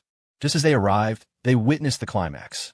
A slender middle-aged man with a tray of food balanced on his head executed a series of flawless handsprings, the tray never wavering, delivering the dishes to a table without spilling a drop. It was a heart-stopping way to get your dinner. Sean, with a portable charger attached to his phone, was filming everything. Alex and the others were ushered to a table with empty seats, which were quickly vacated by a group of children as they sat down. After an afternoon of riding, the hearty lunch had been fully digested, and they were ready for round two. The evening meal was still centered around pork, but now there were more green vegetables, as well as shrimp, crab, and a massive roasted pork shoulder. The sound of singing and drumming filled the air as the performers danced their way through the crowd, delivering platter after platter. Leo saw one man balance a tray on the sole of his foot while lying on his back, propelling himself forward with his hands. Another performer held a tray in each hand and one on his head, hopping and twirling. Two others danced in tandem, passing trays back and forth in a dizzying display. The grand finale was a man who balanced a tray on his head, held one in each hand, and clenched a small wooden table between his teeth. The table was laden with even more dishes. He bounced and danced his way over to their table as the crowd erupted in applause. It was a local tradition with ancient roots, a spectacular and unforgettable performance. Later in the evening, the bride and groom, now in casual clothes, joined their table. The groom, Caleb, had swapped his suit for a jacket, looking strong and capable. The bride, Jenna, wore a blue-striped long-sleeved shirt and a long blue skirt. Without the heavy makeup from the ceremony, she looked much younger and prettier, with a round face, big eyes, and a charmingly imperfect smile. She was talkative and cheerful. "Sean," she chirped, her voice bright. "It's been years. You got handsome. You're not so tan anymore." Sean, busy eating, blushed slightly. He raised his beer to toast the couple to 100 years of happiness. They all drank, and the meal continued. Everyone was tired from the day's adventure. After eating, they walked back with Sarah. The grandmother had already gone home. Back at the Rileys' house, they showered and got ready for bed. It wasn't even 9 o'clock, but it felt like they could sleep for a week. The village seemed to have a sleep-inducing curse. Once it hit 8, your body screamed for bed. After washing up, they saw Sarah was still studying, so they quietly went out to the yard to wait for Sean, not wanting to disturb her. Just 2 days ago, it had been sweltering. Now, sitting in the yard, Jordan was wrapped in a large scarf against the chill. Leo took the opportunity to catch up on his phone, since the signal was spotty inside. He felt like he hadn't properly checked it all day, worried he'd miss some major world event. He hadn't. Stella had a packed day, visiting a museum and some of her mother's friends, so she'd only sent a few photos. Leo sent her his pictures from the ranch. Dr. Croft had replied to his morning message with a critique of his painting and some encouragement. Leo decided to make a post. He chose a clip Sean had filmed of him on the horse, a good one for the memories. In the video, he was galloping on the white horse against the setting sun, riding straight toward the camera until the horse's hooves seemed to kick mud right at the lens. After the video, he posted the group photos. He was starting to understand why older people posted so many pictures at once. It was less about social media and more about creating a digital photo album. The stars were bright in the moonless sky, and the sound of cicadas was deafening. Suddenly, Alex wiped his face. "Is it raining?" I think I felt a drop. Sarah, who had come outside for a break, said in her deadpan voice, "It's not rain, Alex. It's the cicadas. They're peeing in unison.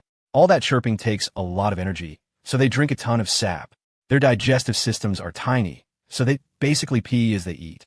It comes out in a spray." She finished her explanation, turned, and went back inside.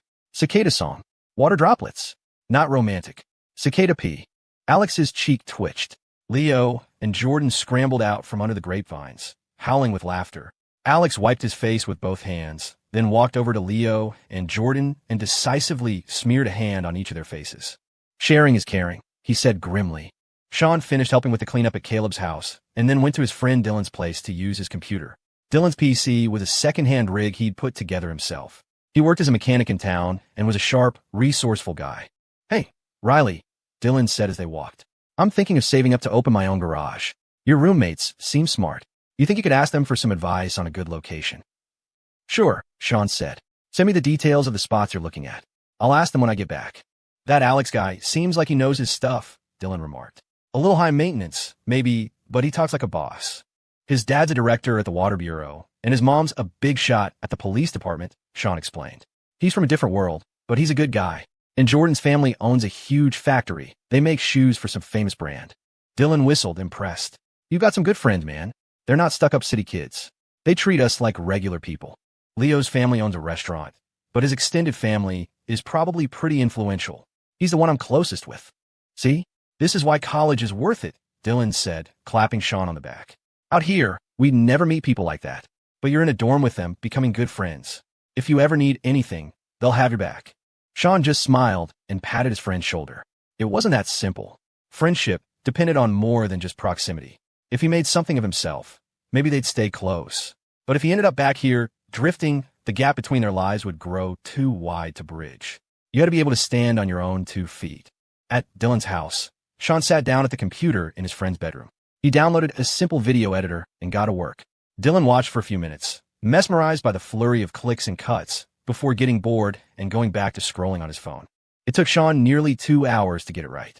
The video he'd posted yesterday of Leo drawing on the bus had done okay, but his channel had been in a slump for a while. Today's video was different. He felt like he'd finally cracked the code. Contrast. A video of a professional riding a horse is just a video. People have seen it a million times in movies. There's no connection. But show a normal person, an everyday guy you might see struggling with a broken suitcase at a crowded bus station, yawning on a long ride, or cleaning out a sheep pen, and then, suddenly, cut to the vast prairie. The rhythm quickens. He's playing with a horse, he's mounting it, and then he flies. The final shot had to be an unexpected, stunning reversal. On campus, he was an ordinary student. On the prairie, he was the king of the wind.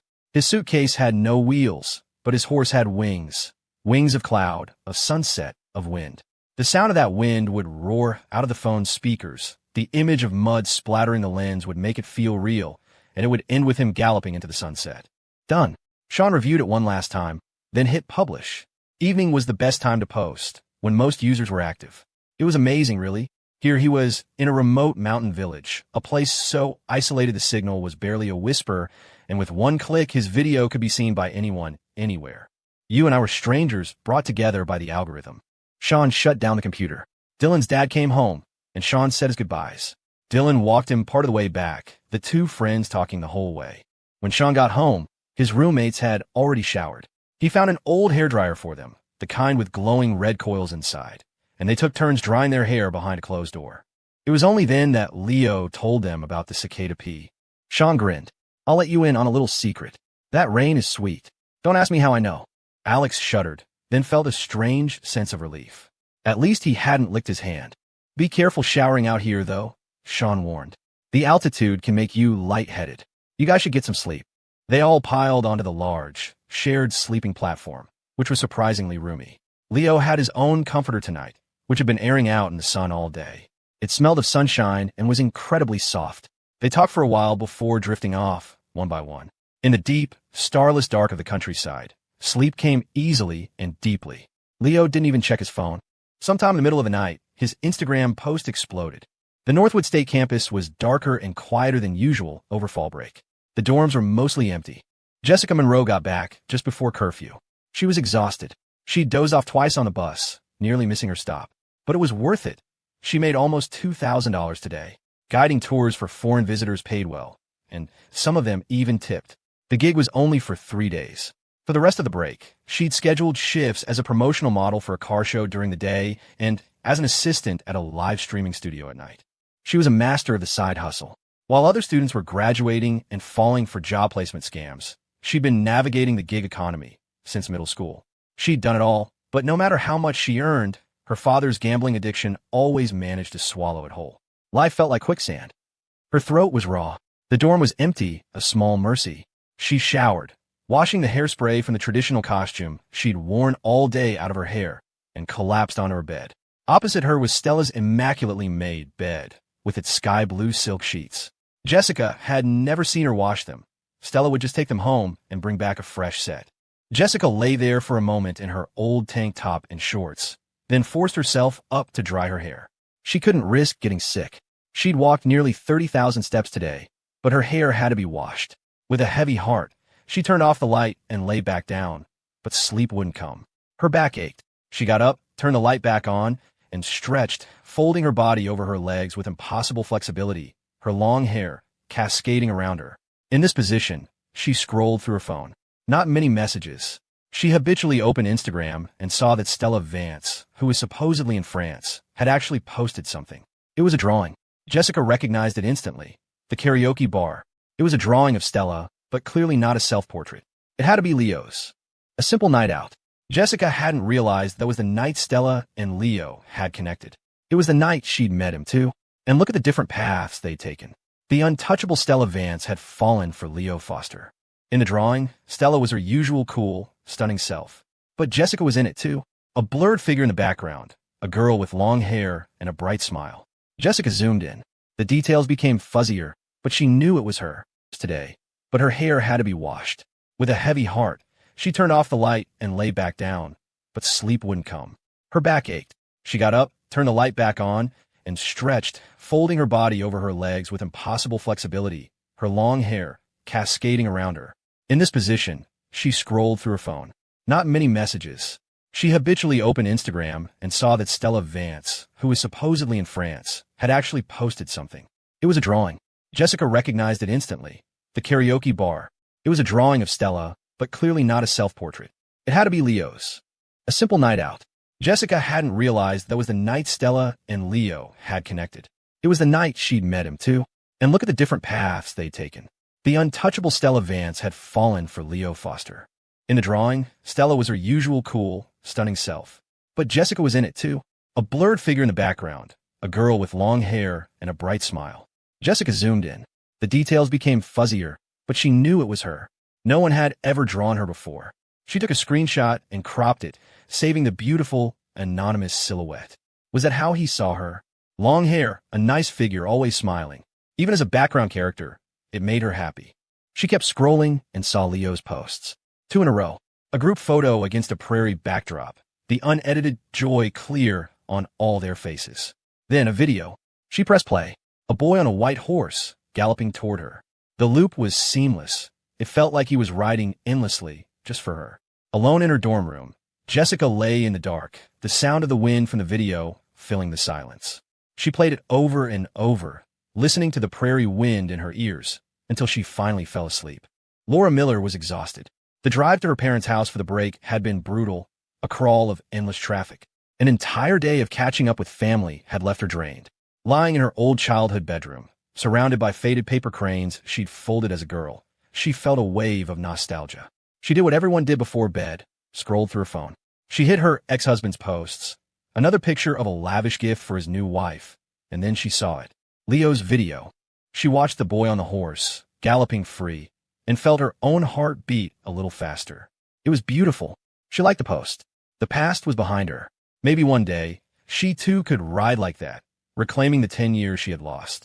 Paige Kennedy tossed and turned in her bed at her aunt's house. She'd spent the entire afternoon drinking tea with her cousin, Shelley. One after another, Shelley had brewed exotic bitter teas, all while dressed in a traditional tea gown. Paige had felt like she had ants in her pants. After taking 100 photos for Shelley, Paige had been forced to put on a gown herself for a photo shoot.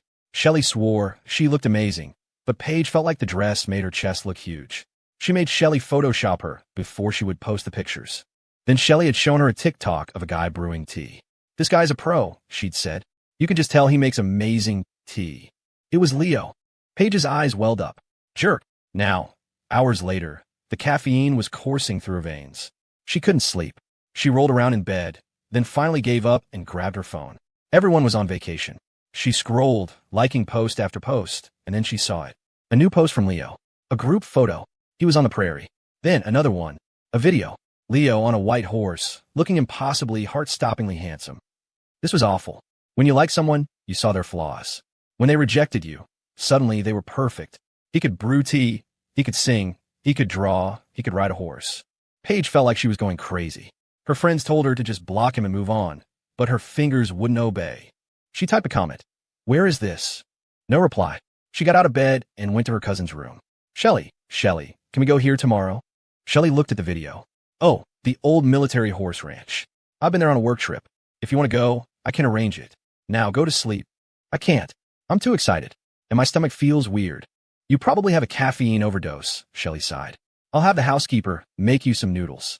After a warm bowl of noodles, Paige finally felt calm enough to sleep, praying she wouldn't gain any weight. So cool. Just cool. OMG, so handsome. PSA. Do not try this if you're a beginner. Your leg will snap. Don't ask how I know. Location, orthopedic wing.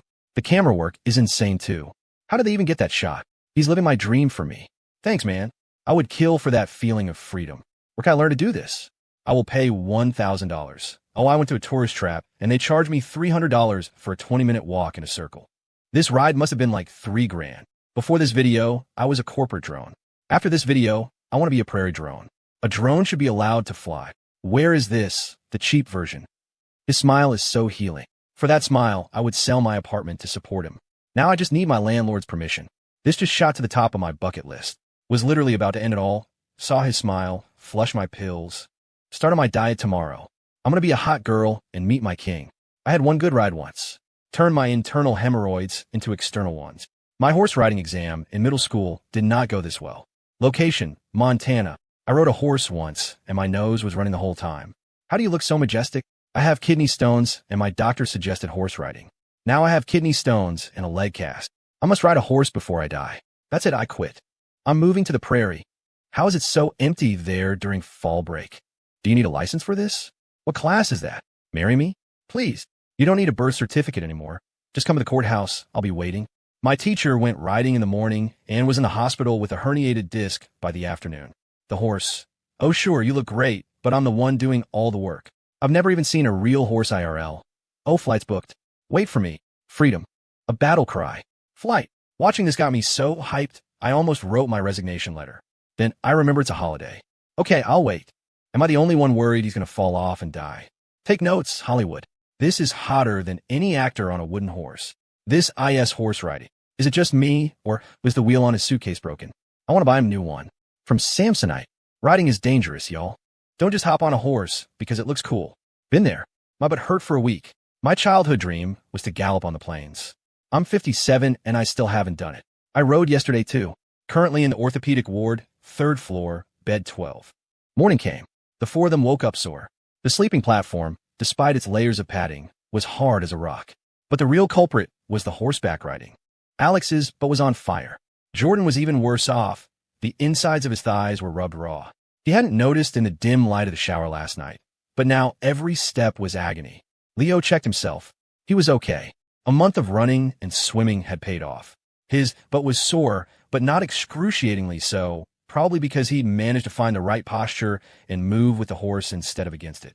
They all lay on their stomachs to scroll through their phones. The morning signal was surprisingly strong. Leo saw that his Instagram notifications had blown up. His dad. That's too dangerous. You could break your leg. His mom. Son, I do not want to have another child. Please be careful. His mom. Son, I do not want to have another child. Please be careful. Aunt Sky. So handsome. My nephew is the best. Uncle Clay. Thumbs up emoji. Leo was shocked. His uncle never posted anything. He screenshotted it for posterity. A long list of other relatives had liked the post. Professor Reed. Nice equestrian skills, Leo. Professor Reed. Nice equestrian skills, Leo. Dr. Croft. What a handsome young man. Dr. Sterling, I'm a decent writer myself. We should go together sometime, Leo. Valerie Steele, amazing. Professor Thorne, balding thumbs up, emoji Professor Hoffman. With hair, that's my boy. Even Victoria Vance had liked it. Probably an accident. Stella hadn't liked it. Maybe because her mother had. Paige Kennedy, where is this? Rory Scott, Leo, you look amazing. I'm totally visiting you during winter break, and a flood of others.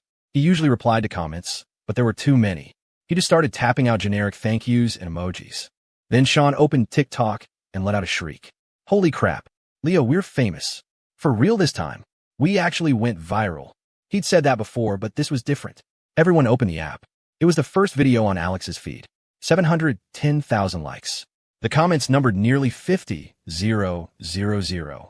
People were calling Leo handsome, envying his freedom, threatening to quit their jobs, and begging to know the location. This was huge. You're a genius, Sean. Jordan yelled, tackling him onto the bed. You're the king of content. Take me with you to the top. Get off him, you'll crush him, Leo said, pulling Jordan away. Alex stood up, a solemn look on his face. Such flattery is beneath us as roommates. Allow me. Father, may I be of assistance? Do you require an escort to the restroom? Sean's face turned bright red. Shut up, guys. Just then, a voice called from outside the door. Brother, get up. Breakfast is ready. This time it felt real. In less than 24 hours, the video had over 700,000 likes. According to Sean's calculations, that meant it could easily hit 1.5 million. At that rate, his account would blow past 100,000 followers, maybe even 200,000. He was buzzing with excitement. The four of them were wrestling and shouting like kids until Sarah's voice brought them back to reality. They immediately untangled themselves, tried to look respectable for the resident genius. For breakfast, Sean's mom had prepared a feast. There were fluffy, homemade biscuits with a thick sausage gravy, scrambled eggs, and a local delicacy. Fried wild greens that were surprisingly refreshing and settled the stomach after all the rich food from the wedding. Mrs. Riley also brought out a jar of what she called apple butter, a dark spice spread that was so good Leo ate 3 biscuits slathered with it. To top it all off, there was a hearty lamb and potato stew left over from the night before. The potatoes are from our garden, Mr. Riley said proudly, and my wife makes the apple butter herself. It's all clean. Sean's parents were both there this morning, a rare treat. His dad was tall like him, with broad shoulders permanently sloped from a lifetime of heavy lifting. His mom was quieter, with a kind, gentle smile. The grandmother sat at the head of the table. Before the meal, she poured herself a tiny cup of fiery moonshine and downed it in one gulp. Thinking no one was watching, she quickly poured another. Just as she was reaching for a third, Sarah calmly took the bottle away. Sean was bursting to tell his parents about the video's success, but he didn't know how. How could he explain that hundreds of thousands of likes were a big deal? For his parents, the most tangible measure of success was money, and he wasn't there yet. Alex, ever the diplomat, spoke up. Mr. and Mrs. Riley, he began earnestly, you should be very proud of Sean. He's diligent, humble, and incredibly hardworking. He's going to do great things. Sean blushed. Leave it to Alex, he thought. He really knows how to talk to parents. His parents beamed, though they replied with typical humility. Oh no, our Sean is too quiet, not clever enough. We're just grateful he has good friends like you to look out for him. After breakfast, Sean announced he was taking them to see something special, wild salamanders. Sarah grabbed a woven basket. Sean, Alex said nervously, you know those are endangered, right? We can't catch them. We won't touch the salamanders, Sarah explained. But we can catch some crayfish and small fish. We can make a spicy relish with them tonight. The spot was in a hidden gorge not far from the village, concealed by towering prairie grass. The water they drank came from a spring-fed well, and it was sweeter and colder than any bottled water. These wild salamanders, known as hellbenders, required pristine water to survive. It was a place untouched by the modern world. As they walked, Leo thought about the system. Its goal for him was to become a qualified trophy husband. The required skills: cooking, fitness, painting, flower arranging, fashion, organization, accounting, nursing, childcare, singing, makeup, foreign languages. Sarah was striving for Harvard or MIT. He was striving to be the perfect kept man. Different paths, he supposed. He set a new task in the system. 8:30 a.m. to 11:30 a.m. Improve culinary skills, ingredient prep. The system approved it and gave him his rewards for the previous day. Host showed respect and empathy towards an animal, providing it with a joyful experience. Reward: Empathy buff, 3 days. When the host expresses sincere emotion, it will resonate with other humans and animals. Leo curiously asked the system why the horse didn't have a favorability meter like Moose did. The system replied flatly, "It's in a committed relationship." Leo, the trek to the gorge was an adventure.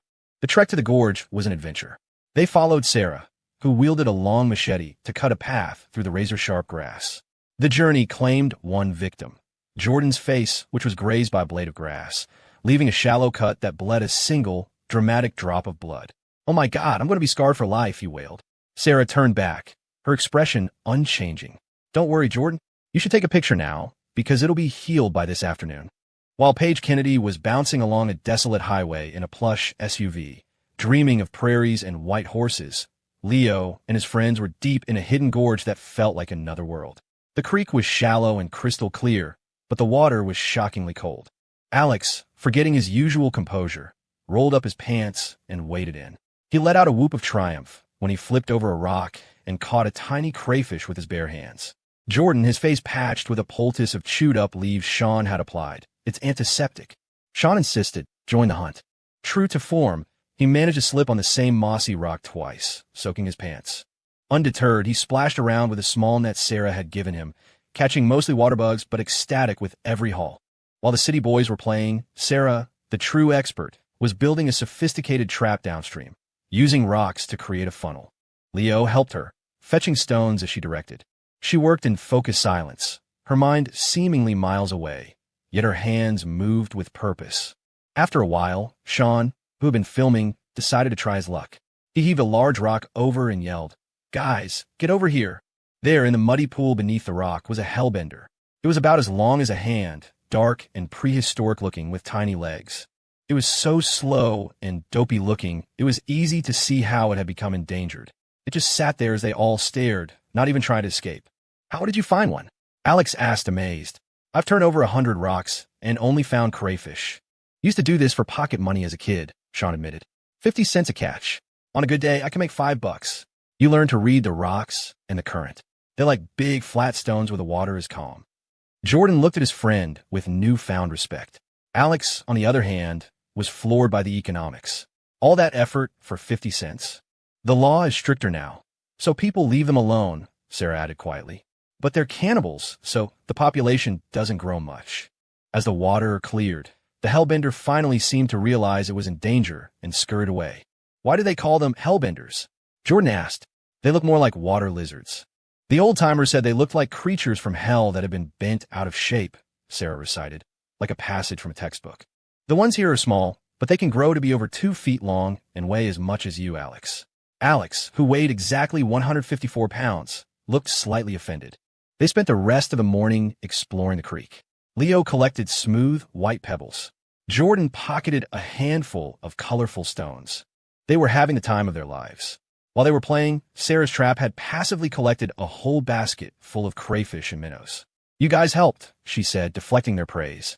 "All that splashing upstream drove them right into my trap. We caught them together." Alex gave her a thumbs up.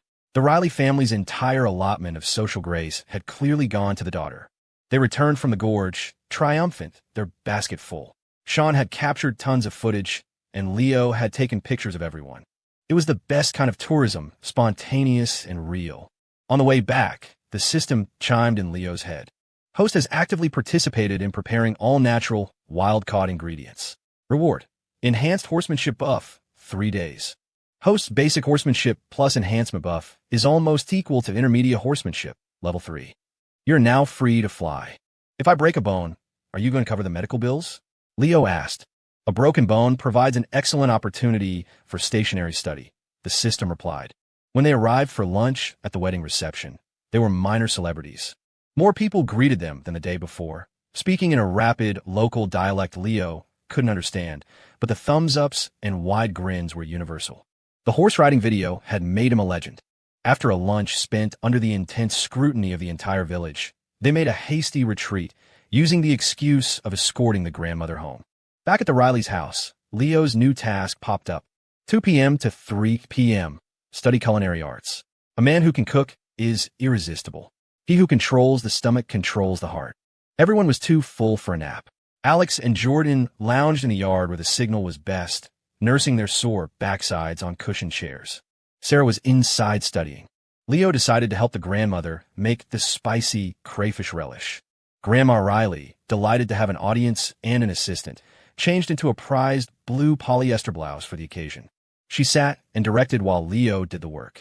"Wash 'em first," she instructed, her formal, heavily accented speech echoing Sean's translation. Leo rinsed the still lively crayfish and minnows in a large basin. Alex and Jordan were recruited to peel a mountain of garlic. In the sunny yard, they all worked together, the pile of fragrant white cloves growing quickly. Next came ginger, which Leo learned to scrape with a knife instead of peeling. Leo then minced the garlic and ginger, while Sean explained that the cooking oil was locally pressed rapeseed oil.